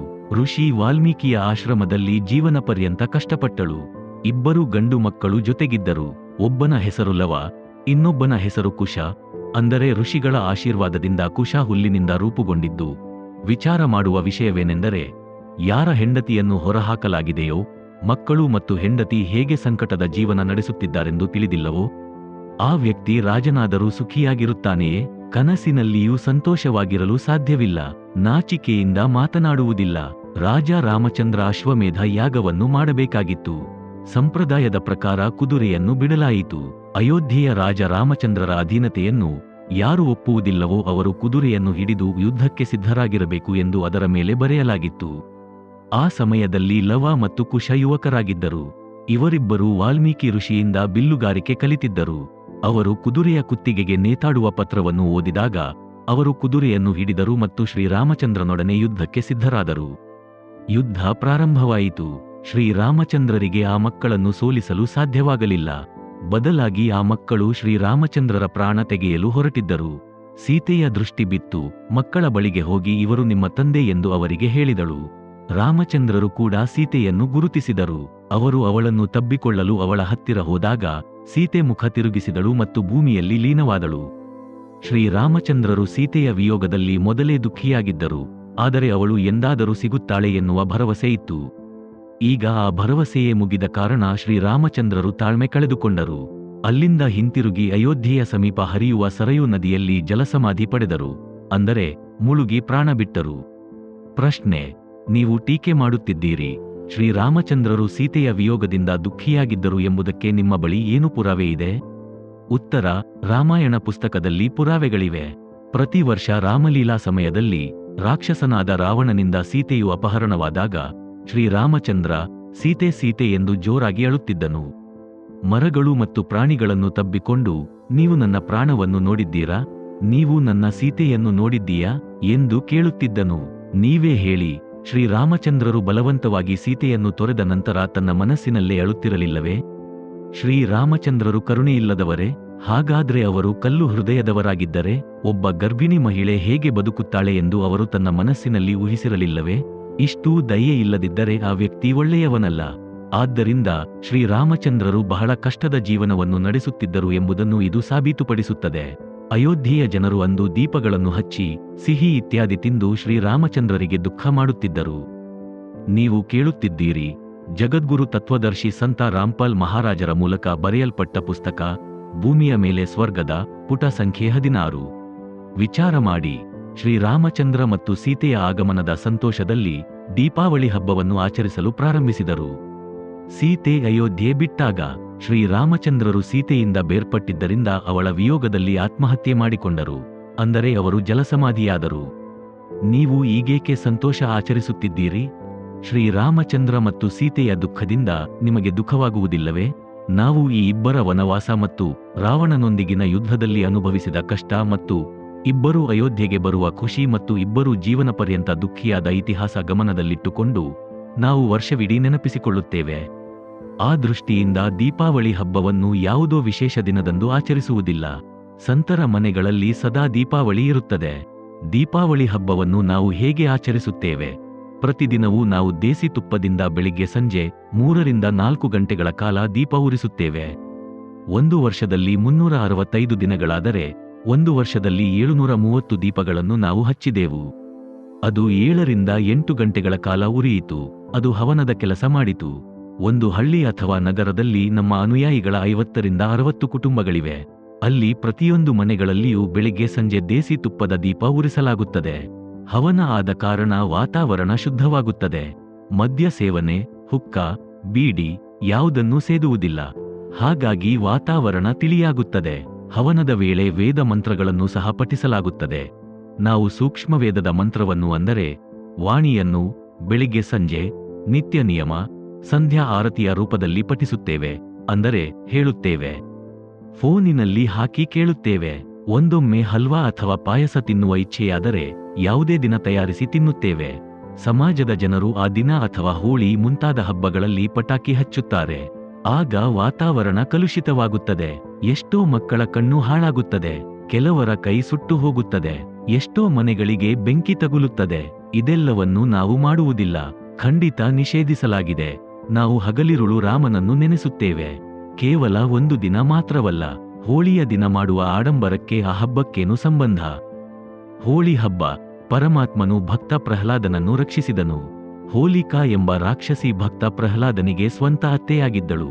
ಸ್ವತಃ ಅಗ್ನಿ ನಿರೋಧಕ ಚಾದರವನ್ನು ಹೊದ್ದುಕೊಂಡು ಪ್ರಹ್ಲಾದನಿಗೆ ನಂಬಿಕೆ ಬರುವಂತೆ ಮಾಡಿ ಹೇಳಿದಳು, ನೋಡು ಮಗು, ನಾನು ಬೆಂಕಿಯಲ್ಲಿ ಕುಳಿತಿರುವೆ, ಬಾ ಏನೂ ಆಗಲ್ಲ ಎಂದು ಹೇಳಿ ಪ್ರಹ್ಲಾದನನ್ನು ಮಡಿಲಲ್ಲಿ ಕುರಿಸಿ ಬೆಂಕಿ ಹಚ್ಚಲಾಯಿತು. ಭಗವಂತನು ಬಿರುಗಾಳಿ ಬೀಸುವಂತೆ ಮಾಡಿ ಹೋಲಿಕಾ ಹೊದ್ದುಕೊಂಡಿದ್ದ ಅಗ್ನಿ ನಿರೋಧಕ, ಅಂದರೆ ಫೈರ್ ಪ್ರೂಫ್ ಚಾದರವನ್ನು ಪ್ರಹ್ಲಾದನ ಮೈಮೇಲೆ ಬಂದು ಬೀಳುವಂತೆ ಮಾಡಿದನು. ಆಗ ಅಗ್ನಿಯ ಕೆನ್ನಾಲಿಗೆಯಲ್ಲಿ ಹೋಲಿಕಾ ಸುಟ್ಟು ಹೋದಳು. ಪರಮಾತ್ಮನು ಪ್ರಹ್ಲಾದನನ್ನು ಸುರಕ್ಷಿತವಾಗಿಟ್ಟನು. ಈ ಸಂತೋಷದ ಪ್ರತೀಕವೇ ಹೋಳಿ ಹಬ್ಬ. ಆದರೆ ಸಮಾಜ ಏನು ಮಾಡುತ್ತದೆ? ಈ ದಿನದಂದು ಹೆಂಗಸರು ಗಂಡಸರಿಗೆ ಚಾಟಿಯಿಂದ ಹೊಡೆಯುತ್ತಾರೆ. ಗಂಡಸರು ನಡಿ ಆಚೆ ನಡಿ ಆಚೆ ನಡಿ ಆಚೆ ಎಂದು ಹೇಳುತ್ತಾ ತಮ್ಮನ್ನು ರಕ್ಷಿಸಿಕೊಳ್ಳುತ್ತಿರುತ್ತಾರೆ. ಅತ್ತಿತ್ತ ಓಡುತ್ತಿರುತ್ತಾರೆ. ಒಬ್ಬರು ಇನ್ನೊಬ್ಬರ ಮೇಲೆ ಬಣ್ಣ ಚೆಲ್ಲುತ್ತಾರೆ. ಬೆಲೆ ಬಾಳುವ ಬಟ್ಟೆಗಳನ್ನು ಹಾಳು ಮಾಡುತ್ತಾರೆ. ಭಕ್ತನ ರಕ್ಷಣೆ ಮಾಡಿದ ಆ ಪರಮಾತ್ಮನಿಗೆ ಇದರಿಂದೇನು ಸಂಬಂಧ? ಕೆಲವರು ನಾವು ಬಣ್ಣ ಹಾಕುವುದಿಲ್ಲ, ಗುಲಾಲನ್ನು ಬಳಿಯುತ್ತೇವೆ ಎನ್ನುತ್ತಾರೆ. ವಿಚಾರ ಮಾಡಿ, ಕೋತಿಯಂತೆ ಮುಖ ಮಾಡಿಕೊಂಡು ಇನ್ನೊಬ್ಬರಿಗೆ ಕಷ್ಟ ಕೊಟ್ಟರೆ, ಗುಲಾಲ್ ಬಳಿದುಕೊಂಡರೆ ಪರಮಾತ್ಮನನ್ನು ಸ್ಮರಿಸಿದಂತೆ ಆಗುವುದೇ? ತ್ರೇತಾಯುಗದ ಅಂತ್ಯದಲ್ಲಿ ದೀಪಾವಳಿ ಹಬ್ಬದ ಆಚರಣೆ ಪ್ರಾರಂಭವಾಯಿತು. ರಾವಣನ ವಧೆ ಮತ್ತು ಸೀತಾ ಸಮೇತ ಶ್ರೀರಾಮಚಂದ್ರನ ಅಯೋಧ್ಯೆಗೆ ಆಗಮನದಿಂದ ದೀಪಾವಳಿ ಆಚರಣೆ ಪ್ರಾರಂಭವಾಯಿತು. ಇದಕ್ಕಿಂತ ಮೊದಲು ಯಾವ ಹಬ್ಬ ಆಚರಿಸುತ್ತಿದ್ದರು? ಕೇವಲ ಧಾರ್ಮಿಕ ಯಜ್ಞಗಳ ಅನುಷ್ಠಾನ ಮಾಡುತ್ತಿದ್ದರು. ನೀವು ಕೇಳುತ್ತಿದ್ದೀರಿ, ಜಗದ್ಗುರು ತತ್ವದರ್ಶಿ ಸಂತ ರಾಮ್ಪಾಲ್ ಮಹಾರಾಜರ ಮೂಲಕ ಬರೆಯಲ್ಪಟ್ಟ ಪುಸ್ತಕ ಭೂಮಿಯ ಮೇಲೆ ಸ್ವರ್ಗದ, ಪುಟ ಸಂಖ್ಯೆ 17. ಸತ್ಯಯುಗದ ಅಂತ್ಯದಲ್ಲಿ ಪರಮಾತ್ಮನ ಮೂಲಕ ನರಸಿಂಹನ ಅವತಾರದಲ್ಲಿ ಪ್ರಹ್ಲಾದನ ರಕ್ಷಣೆಯಾದ ನಂತರ ಹೋಳಿ ಹಬ್ಬ ಆಚರಣೆ ಪ್ರಾರಂಭವಾಯಿತು. ಅಷ್ಟೊತ್ತಿಗಾಗಲೇ ಸತ್ಯಯುಗವು ಸುಮಾರು 16 ಲಕ್ಷ ವರ್ಷಗಳು ಕಳೆದಿದ್ದವು. ಇದಕ್ಕಿಂತ ಮೊದಲು ಈ ಹಬ್ಬವನ್ನು ಯಾರೂ ಆಚರಿಸುತ್ತಿರಲಿಲ್ಲ. ಕೇವಲ ಶಾಸ್ತ್ರಗಳ ಪ್ರಕಾರ ಧಾರ್ಮಿಕ ಯಜ್ಞಗಳನ್ನು ಮಾಡುತ್ತಿದ್ದರು. ನಾವು ಮಾಡುವಂತೆ ಇಡೀ ವಿಶ್ವ ಶಾಸ್ತ್ರೋಕ್ತ ವಿಧಿಯಿಂದ ಸಾಮಾಜಿಕ ಹಾಗೂ ಧಾರ್ಮಿಕ ಕರ್ಮ ಮಾಡಲಿ. ಇದರಿಂದ ಕಲಿಯುಗದಲ್ಲಿ ಸತ್ಯಯುಗದಂತಹ ವಾತಾವರಣವಾಗುವುದು, ಎಲ್ಲರೂ ಸುಖವಾಗಿರಲಿ ಎನ್ನುವುದು ನಮ್ಮ ಉದ್ದೇಶ. ನಾವೇನು ಮಾಡುತ್ತೇವೆ? ನಾವು ಪ್ರತಿದಿನ ಪರಮಾತ್ಮನಿಗೆ ಅನೇಕ ಬಾರಿ ಕೃತಜ್ಞತೆ ಸಲ್ಲಿಸುತ್ತೇವೆ. ಒಂದು ದಿನದ ಡ್ರಾಮಾ ಮಾಡಲ್ಲ. ಶಾಸ್ತ್ರಗಳ ಪ್ರಕಾರ ಧರ್ಮ ಕರ್ಮ ಮಾಡುತ್ತೇವೆ, ಧರ್ಮಯಜ್ಞ ಮಾಡುತ್ತೇವೆ. ಅಂತಿಂಥ ಮಾತು ಒಬ್ಬ ಭಕ್ತನಾದ. ಅವನು ಹೇಳಿದ್ದೇನೆಂದರೆ, ನಾವು ಚಿಕ್ಕಪ್ಪ ದೊಡ್ಡಪ್ಪ ಎಲ್ಲ ಸೇರಿ 11 ಜನ ಅಣ್ಣ ತಂಗಿಯರು, ಎಲ್ಲರೂ ವಿವಾಹಿತರು. ನಾವು 11 ವರ್ಷದಿಂದ ಯಾವುದೇ ಹಬ್ಬ ಆಚರಿಸಿಲ್ಲ. ಏಕೆಂದರೆ ವರ್ಷದಲ್ಲಿ ಯಾರದ್ದಾದರೂ ಒಂದು ಸಾವಾಗುತ್ತಿರುತ್ತದೆ. ಹಾಗಾಗಿ ಹಬ್ಬ ಆಚರಿಸಲಾಗದು. ವಿಚಾರ ಮಾಡಿ ಓದುಗರೆ, ಸಾವಿನ ಮನೆಯಲ್ಲಿ ಅಳುತ್ತಿರುತ್ತಾರೆ. ಊರಿನಲ್ಲಿ ಜನರು ಮಜಾ ಮಾಡುತ್ತಿರುತ್ತಾರೆ. ಅವರ ಸರದಿ ಬಂದಾಗ ಮುಖ ಕೆಳಗೆ ಮಾಡಿಕೊಂಡು ಅಳುತ್ತಿರುತ್ತಾರೆ. ಬೇರೆಯವರು ಹಬ್ಬದ ಡ್ರಾಮಾ ಮಾಡುತ್ತಿರುತ್ತಾರೆ. ನಾವೇನು ಮಾಡುತ್ತೇವೆ? ಯಾರ ಆತ್ಮಕ್ಕೂ ನೋವಾಗಬಾರದು. ಇದಕ್ಕಾಗಿ ನಾವು ವ್ಯರ್ಥವಾಗಿ ತೋರಿಸಿಕೊಳ್ಳುವುದಿಲ್ಲ. ಹಗಲಿರುಳು ರಾಮನನ್ನು ನೆನಪಿಸಿಕೊಳ್ಳುತ್ತೇವೆ. ನಾವು ಧಾರ್ಮಿಕ ಅನುಷ್ಠಾನಗಳನ್ನು ಹಬ್ಬದ ರೂಪದಲ್ಲಿ ಆಚರಿಸುತ್ತೇವೆ. ಅಲ್ಲಿ ಯಾವುದೇ ಹಾಡು, ಕುಣಿತವಿಲ್ಲ. ಕೇವಲ ಸತ್ಸಂಗ ಪ್ರವಚನ ಮಾಡಿ, ಪಠಣೆ ಮಾಡಿ ಪರಮಾತ್ಮನ ಗುಣಗಾನ ಮಾಡುತ್ತೇವೆ. ಧರ್ಮಯಜ್ಞ ಮಾಡುತ್ತೇವೆ. ಆ ಸಮಯ ಹಲ್ವಾ, ಪಾಯಸ, ಲಡ್ಡು, ಜಲೇಬಿ ಇತ್ಯಾದಿ ತಯಾರಿಸಿ ತಿನ್ನುತ್ತೇವೆ. ಹೀಗೆ ಹಬ್ಬವನ್ನು ಆಚರಿಸುತ್ತೇವೆ. ಭೂಮಿಯ ಮೇಲೆ ಸ್ವರ್ಗ ಹೇಗೆ ಉಂಟಾಯಿತು? ನಮ್ಮ ನಿಯಮಗಳು: ನಂಬರ್ 1, ಯಾವುದೇ ಮಾದಕ ಪದಾರ್ಥಗಳನ್ನು ಸೇವನೆ ಮಾಡುವುದಿಲ್ಲ. ಅಂದರೆ ಯಾವುದೇ ಪ್ರಕಾರದ ನಶೆ ಮಾಡುವುದಿಲ್ಲ. ನಂಬರ್ 2, ತಂಬಾಕಿನ ಸೇವನೆ ಮಾಡುವುದಿಲ್ಲ. ನಂಬರ್ 3, ವರದಕ್ಷಿಣೆ ಕೊಡುವುದಿಲ್ಲ, ತೆಗೆದುಕೊಳ್ಳುವುದಿಲ್ಲ. ನಂಬರ್ 4, ಮದುವೆಯಲ್ಲಿ ಬಿಡಿಗಾಸನ್ನು ವ್ಯಯಿಸುವುದಿಲ್ಲ. ನಂಬರ್ 5, ಕಳ್ಳತನ, ಮೋಸ, ಪರಸ್ತ್ರೀ ವ್ಯಾಮೋಹ ಇವುಗಳಿಗೆ ಹೆದರುತ್ತೇವೆ ಮತ್ತು ಲಂಚ ಪಡೆಯುವುದಿಲ್ಲ. ನಂಬರ್ 6, ಪರಮಾತ್ಮನ ನಾಮಜಪ ಮಾಡುತ್ತೇವೆ. ನಂಬರ್ 7, ಗುರುವಿನ ಆಜ್ಞೆಗೆ ಅನುಸಾರ ಧಾರ್ಮಿಕ ಅನುಷ್ಠಾನ ಮಾಡುತ್ತೇವೆ. ಹೀಗೆ ಭೂಮಿ ಸ್ವರ್ಗ ಸಮಾನವಾಗುವುದು. ಕಲಿಯುಗದಲ್ಲಿ ಸತ್ಯಯುಗ ಬರುವುದು. ಒಬ್ಬ ಬುದ್ಧಿಜೀವಿ ವ್ಯಕ್ತಿ ನಮ್ಮ ವ್ಯವಸ್ಥೆಯನ್ನು ಸರಿಯಾಗಿ ಅರ್ಥ ಮಾಡಿಕೊಂಡು ಹೇಳಿದ್ದು: ನೀವು ಮದ್ಯ ಸೇವಿಸುವುದಿಲ್ಲ, ಬೀಡಿ, ಸಿಗರೇಟು, ಹುಕ್ಕ ಸೇವಿಸುವುದಿಲ್ಲ, ವರದಕ್ಷಿಣೆ ಕೊಡುವುದಿಲ್ಲ, ತೆಗೆದುಕೊಳ್ಳುವುದಿಲ್ಲ. ನೀವು ಸಂಪಾದನೆ ಮಾಡಿದ್ದೆಲ್ಲ ಉಳಿತಾಯವೇ ಸರಿ. ಸಂತ ರಾಮ್ಪಾಲರಿಂದ ಯಾರು ದೀಕ್ಷೆ ಪಡೆಯುವರೋ ಅವರ ಮಗನಿಗೆ ನೌಕರಿ ಸಿಕ್ಕಂತೆ ತಿಳಿಯಿರಿ, ಅಷ್ಟು ಉಳಿತಾಯವಾಗುತ್ತದೆ. ನನಗೆ ಅತ್ತೆಯ ಮಗನೊಬ್ಬನಿದ್ದಾನೆ. ಅವನು ಸರ್ಕಾರಿ ನೌಕರಿಯಲ್ಲಿದ್ದು ತಿಂಗಳಿಗೆ 60,000 ಸಂಪಾದಿಸುತ್ತಾನೆ. ಆದರೆ ಮದ್ಯ, ಸಿಗರೇಟು ಸೇವನೆ ಮಾಡಿ ಮನೆಯ ಶಾಂತಿ ಹಾಳು ಮಾಡಿಟ್ಟಿದ್ದ. ಒಮ್ಮೆ ನಾನು ಬೆಳ್ಳಂಬೆಳಗ್ಗೆ ಅವನ ಮನೆಗೆ ಹೋದೆ. ಅವನು ಕೆಲಸಕ್ಕೆ ಹೋಗಿದ್ದನು. ಆದರೆ ಕುಡಿದು ಎಲ್ಲೋ ಬಿದ್ದು ಮನೆಗೆ ಬಂದಿರಲಿಲ್ಲ. ಈ ರೀತಿ ತುಂಬಾ ಸಲ ಮಾಡುತ್ತಿದ್ದ. ಅವನ ಪತ್ನಿ ಚಹಾ ಮಾಡತೊಡಗಿದಳು. ನಾನು ಇನ್ನೊಂದು ಕೊಠಡಿಯೊಳಗೆ ಕುಳಿತಿದ್ದೆ. ಎದ್ದು ನೋಡಿದಾಗ ಅವಳು ಒಲೆ ಮುಂದೆ ಕುಳಿತಿದ್ದಳು. ನೀವು ಕೇಳುತ್ತಿದ್ದೀರಿ, ಜಗದ್ಗುರು ತತ್ವದರ್ಶಿ ಸಂತ ರಾಮ್ಪಾಲ್ ಮಹಾರಾಜರ ಮೂಲಕ ಬರೆಯಲ್ಪಟ್ಟ ಪುಸ್ತಕ ಭೂಮಿಯ ಮೇಲೆ ಸ್ವರ್ಗದ, ಪುಟ ಸಂಖ್ಯೆ 18. 1 ಗಂಟೆ ಕಳೆದರೂ ಚಹಾ ತರಲಿಲ್ಲ. ಅಷ್ಟರಲ್ಲಿ ಆ ಕುಡುಕನ ತಾಯಿಯಾದ ನನ್ನ ಅತ್ತೆ ಅಲ್ಲಿಗೆ ಬಂದಳು. ನೀನು ಹೇಗೆ ಚಹಾ ಕುಡಿಸುವೆ? ಮನೆಯಲ್ಲಿ ಹಾಲಿಲ್ಲ, ಸಕ್ಕರೆ ಇಲ್ಲ, ಚಹಾ ಪುಡಿ ಇಲ್ಲ, ಮನೆ ಹಾಳು ಮಾಡಿದ್ದಾನೆ ಎಂದಳು. ನಾನು ಎದ್ದು ಇನ್ನೊಬ್ಬ ಅತ್ತೆಯ ಮನೆಗೆ ಹೋಗಿ ಅಲ್ಲಿ ಚಹಾ ಕುಡಿದೆ. ಬರುವಾಗ ಕೊಂಚ ಸಾಮಾನು ಖರೀದಿಸಿ ಕುಡುಕನ ಮನೆಗೆ ಕೊಟ್ಟು ಬಂದೆ. ಅವನ ಪತ್ನಿ ಅಳುತ್ತಿದ್ದಳು. ಆದರೆ ನಾನು ಅಲ್ಲಿಂದ ಹೊರಟು ಹೋದೆ. 6 ತಿಂಗಳ ನಂತರ ಮತ್ತೆ ಅವರ ಮನೆಗೆ ಹೋದಾಗ ಆಶ್ಚರ್ಯ ಕಾದಿತ್ತು. ಅವನ ಮನೆ ರಿಪೇರಿಯಾಗಿ ಚೆನ್ನಾಗಿ ಕಾಣುತ್ತಿತ್ತು. ಮನೆಯ ಒಳಗೆ ಎಲ್ಲಾ ಸಾಮಗ್ರಿಗಳಿದ್ದವು. ನನ್ನ ಅತ್ತೆ ಮತ್ತು ಅತ್ತೆಯ ಮಗ ಇಬ್ಬರೂ ಅಲ್ಲೇ ಇದ್ದರು. 6 ತಿಂಗಳಲ್ಲಿ ನರಕ ಹೇಗೆ ಸ್ವರ್ಗವಾಗಿ ಬದಲಾಯಿತು ಎಂದು ಕೇಳಿದಾಗ ಅವನು ಹೇಳಿದ ಈ ಹಳ್ಳಿಗೆ ಸಂತ ರಾಮ್ಪಾಲ್ ಮಹಾರಾಜರು ಸತ್ಸಂಗ ಮಾಡಲು ಬಂದಿದ್ದರು. ರಾತ್ರಿ 9 ಗಂಟೆಯ ಸಮಯವಾಗಿತ್ತು. ನಾನು ಕೆಲಸದಿಂದ ಬಂದಾಗ ಮನೆಯಲ್ಲಿ ಯಾರೂ ಇರಲಿಲ್ಲ. ಎಲ್ಲರೂ ಸತ್ಸಂಗಕ್ಕೆ ಹೋಗಿರುವುದು ತಿಳಿಯಿತು. ಹೆಂಡತಿಯೂ ಸಹ ಮಕ್ಕಳ ಜೊತೆ ಸತ್ಸಂಗಕ್ಕೆ ಹೋಗಿದ್ದಳು. ನಾನು ಅವಳನ್ನು ಕರೆಯಲು ಅಲ್ಲಿಗೆ ಹೋದೆ. ಆ ದಿನ ಕುಡಿಯಲು ಎಲ್ಲಿಯೂ ವ್ಯವಸ್ಥೆ ಆಗಲಿಲ್ಲ. ನಾನೂ ಸಹ ಸತ್ಸಂಗದಲ್ಲಿ ಪ್ರವಚನ ಕೇಳಿದಾಗ ನನ್ನ ಕಣ್ಣು ತೆರೆಯಿತು. ಇಡೀ ಸತ್ಸಂಗ ನನ್ನ ಮೇಲೆಯೇ ಇದ್ದಂತೆ ಅನ್ನಿಸಿತು. ನಾನ್ಯಾರೆಂದು ಗುರುಗಳಿಗೆ ತಿಳಿದೂ ಇರಲಿಲ್ಲ. ನೇರವಾಗಿ ಆ ದಿನವೇ ನಾನು ದೀಕ್ಷೆ ಪಡೆದೆ. ಮದ್ಯ ಸೇವನೆ, ಬೀಡಿ, ಸಿಗರೇಟ್ ಮುಂತಾದವುಗಳ ಖರ್ಚನ್ನು ಕೊನೆಗಾಣಿಸಿದೆ. ದುಡಿದಿದ್ದೆಲ್ಲ ಉಳಿತಾಯವಾಗುತ್ತಿದೆ. ಲಂಚ ಪಡೆಯುವ ಅವಶ್ಯಕತೆ ಇಲ್ಲ. ಕಂಪನಿಯಲ್ಲಿ ಓವರ್ ಟೈಮ್ ಮಾಡುವ ಅಗತ್ಯವಿಲ್ಲ. ಇದಕ್ಕೆ ಮೊದಲು ಓವರ್ ಟೈಮ್ನ ಹಣವೂ ಸಹ ಕುಡಿತಕ್ಕೆ ಹೋಗುತ್ತಿತ್ತು. ನನ್ನ ಓವರ್ ಟೈಮ್ ಕೆಲಸವು ಬೇರೆ ಅಣ್ಣ ತಮ್ಮಂದಿರಿಗೆ ಸಿಕ್ಕಿತು. ನನ್ನ ಜೀವನ ಋಷಿಯ ಜೀವನದಂತೆ ಆಯಿತು. ಯಾವಾಗ ಹಣ ವ್ಯಯಿಸುವ ಪ್ರಮೇಯ ಬರುವುದಿಲ್ಲವೋ ಆಗ ದುಶ್ಚಟಗಳು ನಮ್ಮಿಂದ ದೂರವಾಗುತ್ತವೆ. ನನ್ನ ಕಣ್ಣ ಮುಂದೆಯೇ ನನ್ನ ಅತ್ತೆಯ ಮಗನ ಮನೆ ನರಕದಿಂದ ಸ್ವರ್ಗವಾಯಿತು. ಪ್ರಶ್ನೆ: ಶೃಂಗಾರ ಮಾಡುವುದನ್ನು ನೀವು ನಿಷೇಧಿಸುತ್ತೀರಿ? ಮಹಿಳೆಗೆ ಒಡವೆಯೇ ಭೂಷಣ. ಶ್ರೀಮಂತರ ಮನೆಯ ಹೆಣ್ಣು ಮಕ್ಕಳ ಗೌರವ ಇದರಿಂದಲೇ ಹೆಚ್ಚಾಗುತ್ತದೆ. ನಿಮ್ಮ ನಿಯಮ ನಮಗೆ ಇಷ್ಟವಾಗಲಿಲ್ಲ. ಉತ್ತರ: ಇದರಿಂದ ಲಾಭಕ್ಕಿಂತ ನಷ್ಟವೇ ಹೆಚ್ಚು. ನಾವು ಶಾಸ್ತ್ರಗಳ ಆಧಾರದಿಂದ ಕ್ರಿಯೆಗಳನ್ನು ಮಾಡುತ್ತೇವೆ. ಇದನ್ನು ಮೊದಲೇ ತಿಳಿಸಲಾಗಿದೆ. ಮುಂದೆಯೂ ಕೇಳಿ. ಮಹಾಭಾರತದ ಕಥೆ. ಪರೀಕ್ಷಿತ ರಾಜನ ಕಾಲದಲ್ಲಿ ಅವನ ಆಡಳಿತದಲ್ಲಿ ಸಾಕಷ್ಟು ಅಪ್ರಿಯ ಘಟನೆಗಳು ಜರುಗಿದವು. ರಾಜನು ಜ್ಯೋತಿಷಿಗಳನ್ನು ಕೇಳಿದಾಗ ಅವರು ಈಗ ಕಲಿಯುಗ ಪ್ರಾರಂಭವಾಗಿದೆ. ಈ ಕಲಿಯುಗದ ಕಾರಣದಿಂದಾಗಿ ಹೀಗಾಗುತ್ತಿದೆ ಎಂದರು. ರಾಜನು ಪರಿಹಾರಕ್ಕಾಗಿ ಪಂಡಿತರನ್ನು ಕೇಳಿದಾಗ ನಾವು ಕಲಿಯುಗವನ್ನು ಕಟ್ಟಿಹಾಕುವ ಅನುಷ್ಠಾನ ಅರಿತಿದ್ದೇವೆ ಎಂದರು. ಪರೀಕ್ಷಿತ ಮಹಾರಾಜನು ಸಕಲ ಸಾಮಗ್ರಿಗಳನ್ನು ತರಿಸಿ ಕಲಿಯುಗವನ್ನು ಕೊನೆಗೊಳಿಸುವ ಉದ್ದೇಶದಿಂದ ಒಂದು ಅನುಷ್ಠಾನ ಮಾಡಿಸಿದನು. ಇದರಿಂದ ಕಲಿಯುಗವೇ ಚಿಂತೆಗೀಡಾಯಿತು. ಅದು ಕೈಜೋಡಿಸಿ ರಾಜನಲ್ಲಿ ತನ್ನ ಬದುಕಿನ ಭಿಕ್ಷೆ ಬೇಡಿತು. ತನಗೂ ಜಾಗ ಕೊಡಬೇಕೆಂದು ಪ್ರಾರ್ಥಿಸಿತು. ಆಗ ರಾಜನು ಕೆಲವು ಷರತ್ತುಗಳನ್ನು ವಿಧಿಸಿದನು. ನಂಬರ್ 1, ಮದ್ಯ ಸೇವನೆ ಮಾಡುವವರ ಬಳಿ. ನಂಬರ್ 2, ಚಿನ್ನದಲ್ಲಿ. ನಂಬರ್ 3, ಜೂಜಿನಲ್ಲಿ. ನಂಬರ್ 4, ವೇಶ್ಯೆಯರಲ್ಲಿ ನಿನ್ನ ಜಾಗವಿದೆ ಎಂದು ಹೇಳಿದನು. ಒಂದು ದಿನ ಪರೀಕ್ಷಿತ ಮಹಾರಾಜನು ಬೇಟೆಗಾಗಿ ಕಾಡಿಗೆ ಹೋದನು. ಅವನಿಗೆ ದಾರಿ ತಪ್ಪಿ ಹೋಯಿತು. ರಾಜನು ಚಿನ್ನದ ಕಿರೀಟ ಧರಿಸಿದ್ದನು. ಕಲಿಯುಗವು ನೊಣದ ರೂಪದಲ್ಲಿ ರಾಜನ ಕಿರೀಟದ ಮೇಲೆ ಬಂದು ಕುಳಿತಿತು. ಅಲ್ಲಿ ಒಬ್ಬ ಋಷಿ ತಪಸ್ಸು ಮಾಡುತ್ತಿದ್ದನು. ನಾನು ದಾರಿ ತಪ್ಪಿ ಬಂದಿರುವೆ, ನನಗೆ ದಾರಿ ತೋರಿಸಿ ಎಂದು ರಾಜನು ಕೇಳಿದಾಗ ತಪಸ್ಸಿನಲ್ಲಿ ನಿರತನಾಗಿದ್ದ ಋಷಿಯು ಯಾವುದೇ ಉತ್ತರ ನೀಡಲಿಲ್ಲ. ಹಲವು ಬಾರಿ ಕೇಳಿದಾಗಲೂ ಉತ್ತರ ಸಿಗಲಿಲ್ಲ. ಕಲಿಯುಗವು ರಾಜನ ಬುದ್ಧಿ ಭ್ರಷ್ಟನನ್ನಾಗಿ ಮಾಡಿತು.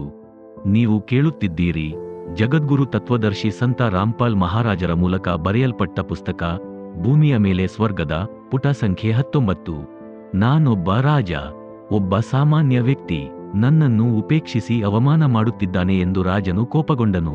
ಕಲಿಯುಗದ ಪ್ರಭಾವದಿಂದ ಅವನು ಋಷಿಯ ಗುಡಿಸಲಿನ ಕಡೆ ಬರುವಾಗ ಗುಡಿಸಲಿನಿಂದ ಸ್ವಲ್ಪ ದೂರದಲ್ಲಿ ಒಂದು ಸತ್ತ ಹಾವನ್ನು ನೋಡಿದ್ದ.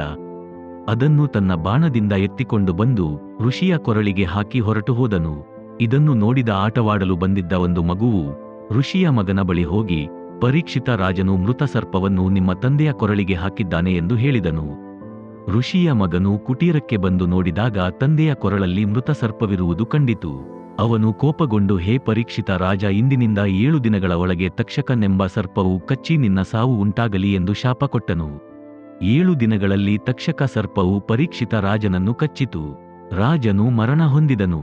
ಇದರಿಂದ ಸ್ಪಷ್ಟವಾಗುವುದೇನೆಂದರೆ, ಯಾರ ಶರೀರದ ಮೇಲೆ ಚಿನ್ನವಿರುವುದೋ ಅವರ ಮೇಲೆ ಕಲಿಯುಗದ ದುಷ್ಪ್ರಭಾವವಿರುತ್ತದೆ.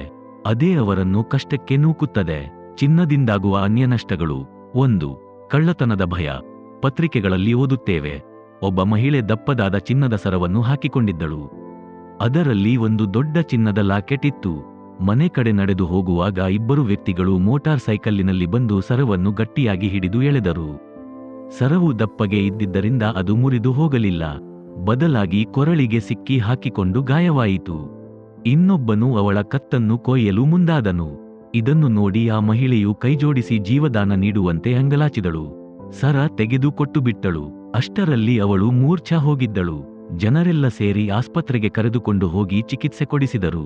ಆ ಮಹಿಳೆಗೆ ಜ್ಞಾನ ಬಂದಾಗ, ನನ್ನನ್ನು ಸಾಯಿಸಬೇಡಿ, ಸರ ಬೇಕಾದರೆ ತೆಗೆದುಕೊಳ್ಳಿ ಎಂದು ಕಿರುಚುತ್ತಾ ಮತ್ತೆ ಜ್ಞಾನ ತಪ್ಪಿದಳು.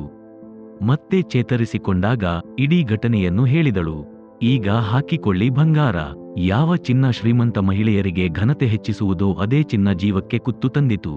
ಘನತೆ ರಸ್ತೆ ಬದಿಯಲ್ಲಿ ಅಚೇತಗೊಂಡು ಮಣ್ಣಲ್ಲಿ ಬಿದ್ದಿತ್ತು. ಯಾರಾದರೂ ಆಸ್ಪತ್ರೆಗೆ ಸೇರಿಸದೇ ಇದ್ದಿದ್ದರೆ ರಕ್ತಕಾರಿ ಸಾಯಬೇಕಾಗಿತ್ತು. ಇನ್ನೊಬ್ಬ 30 ವರ್ಷದ ಮಹಿಳೆ ಕಿವಿಯಲ್ಲಿ ಝುಮುಕಿ ಧರಿಸಿದ್ದಳು. ಅದು ನಕಲಿಯಾಗಿದ್ದರೂ ಸಹ ಅಸಲಿಯಂತೆ ಕಾಣುತ್ತಿತ್ತು. ಅವಳು ಸ್ಟೇಷನ್ನಿನಲ್ಲಿ ರೈಲಿಗಾಗಿ ಕಾಯುತ್ತಿದ್ದಳು. ಇಬ್ಬರು ಜೇಬುಗಳ್ಳರಿಗೆ ಅದರ ಮೇಲೆ ಕಣ್ಣು ಬಿತ್ತು. ರೈಲು ಬಂದು ನಿಂತಾಗ ಜನ ಗುಂಪುಗೂಡಿದಾಗ ಅವರಿಬ್ಬರು ಮಹಿಳೆಯ ಬಳಿ ಬಂದರು. ಮಹಿಳೆ ಬೋಗಿಗೆ ಹತ್ತಿದಳು. ಜನಜಂಗುಳಿ ಜಾಸ್ತಿ ಇತ್ತು. 2 ನಿಮಿಷದಲ್ಲಿ ರೈಲು ಚಲಿಸಿತು. ತಕ್ಷಣವೇ ಆ ಜೇಬುಗಳ್ಳರು ಇಬ್ಬರು ಒಂದೊಂದು ಜುಮುಕಿಗೆ ಕೈ ಹಾಕಿ ಜೋರಾಗಿ ಎಳೆದಾಗ ಕಿವಿ ಸಿಳಿಯಿತು. ಜೇಬುಗಳ್ಳರು ಚಲಿಸುತ್ತಿದ್ದ ರೈಲಿನಿಂದ ಜಿಗಿದರು. ಮಹಿಳೆ ಕೂಗಿಕೊಂಡರೂ ಪ್ರಯೋಜನವಾಗಲಿಲ್ಲ. ಬೋಗಿಯಲ್ಲಿದ್ದ ಜನರು ಚೈನೆಳೆದರು. ಆದರೆ ಜೇಬುಗಳ್ಳರು ಪರಾರಿಯಾಗಿದ್ದರು. ಆ ಮಹಿಳೆಯನ್ನು ಆಸ್ಪತ್ರೆಗೆ ಕರೆದುಕೊಂಡು ಹೋಗಿ ಚಿಕಿತ್ಸೆ ನೀಡಲಾಯಿತು. ಆಗ ಅವಳು ಈ ಜುಮುಕಿ ನಕಲಿ ಎಂದು ಹೇಳಿದಳು. ಈ ನಕಲಿ ತೋರ್ಪಡಿಕೆಯೂ ಸಹ ದುಃಖಕ್ಕೆ ಮೂಲ ಕಾರಣ. ಚಿನ್ನವನ್ನು ತ್ಯಜಿಸುವುದರಿಂದಾಗುವ ಲಾಭ, ಕಳ್ಳತನದ ಭಯವಿಲ್ಲ, ಜೇಬುಗಳ್ಳರ ಭಯವಿಲ್ಲ.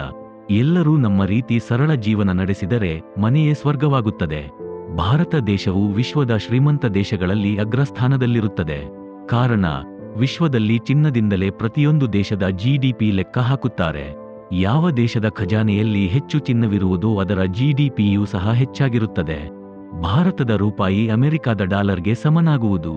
ಬ್ರಿಟಿಷರು ಭಾರತವನ್ನು ಆಳುತ್ತಿದ್ದರು. ಅವರು ಸಾಕಷ್ಟು ಚಿನ್ನವನ್ನು ಕಡಿಮೆ ಬೆಲೆಯಲ್ಲಿ ತೆಗೆದುಕೊಂಡು ಹೋಗಿ ತಮ್ಮ GDP ಹೆಚ್ಚಿಸಿಕೊಂಡರು. ಭಾರತದ ಮಂದಿರಗಳಲ್ಲಿ ಮೂಢನಂಬಿಕೆಯಿಂದ 100 ಕ್ವಿಂಟಾಲ್ ಚಿನ್ನವನ್ನು ಇಡಲಾಗಿದೆ. ಅದನ್ನು ಸರ್ಕಾರದ ಖಜಾನೆಗೆ ಜಮಾ ಮಾಡಬೇಕು. ಸರ್ಕಾರ ಅದನ್ನು ಖರೀದಿಸುತ್ತದೆ. ಆ ಚಿನ್ನದ ಮೌಲ್ಯದಿಂದಲೇ ಧಾರ್ಮಿಕ ಅನುಷ್ಠಾನ ಮಾಡಲಿ. ಬಡವರಿಗೆ ಸಹಾಯ ಮಾಡಿದರೆ ದಾನಿಗಳಿಗೆ ಪುಣ್ಯ ಸಿಗುತ್ತದೆ.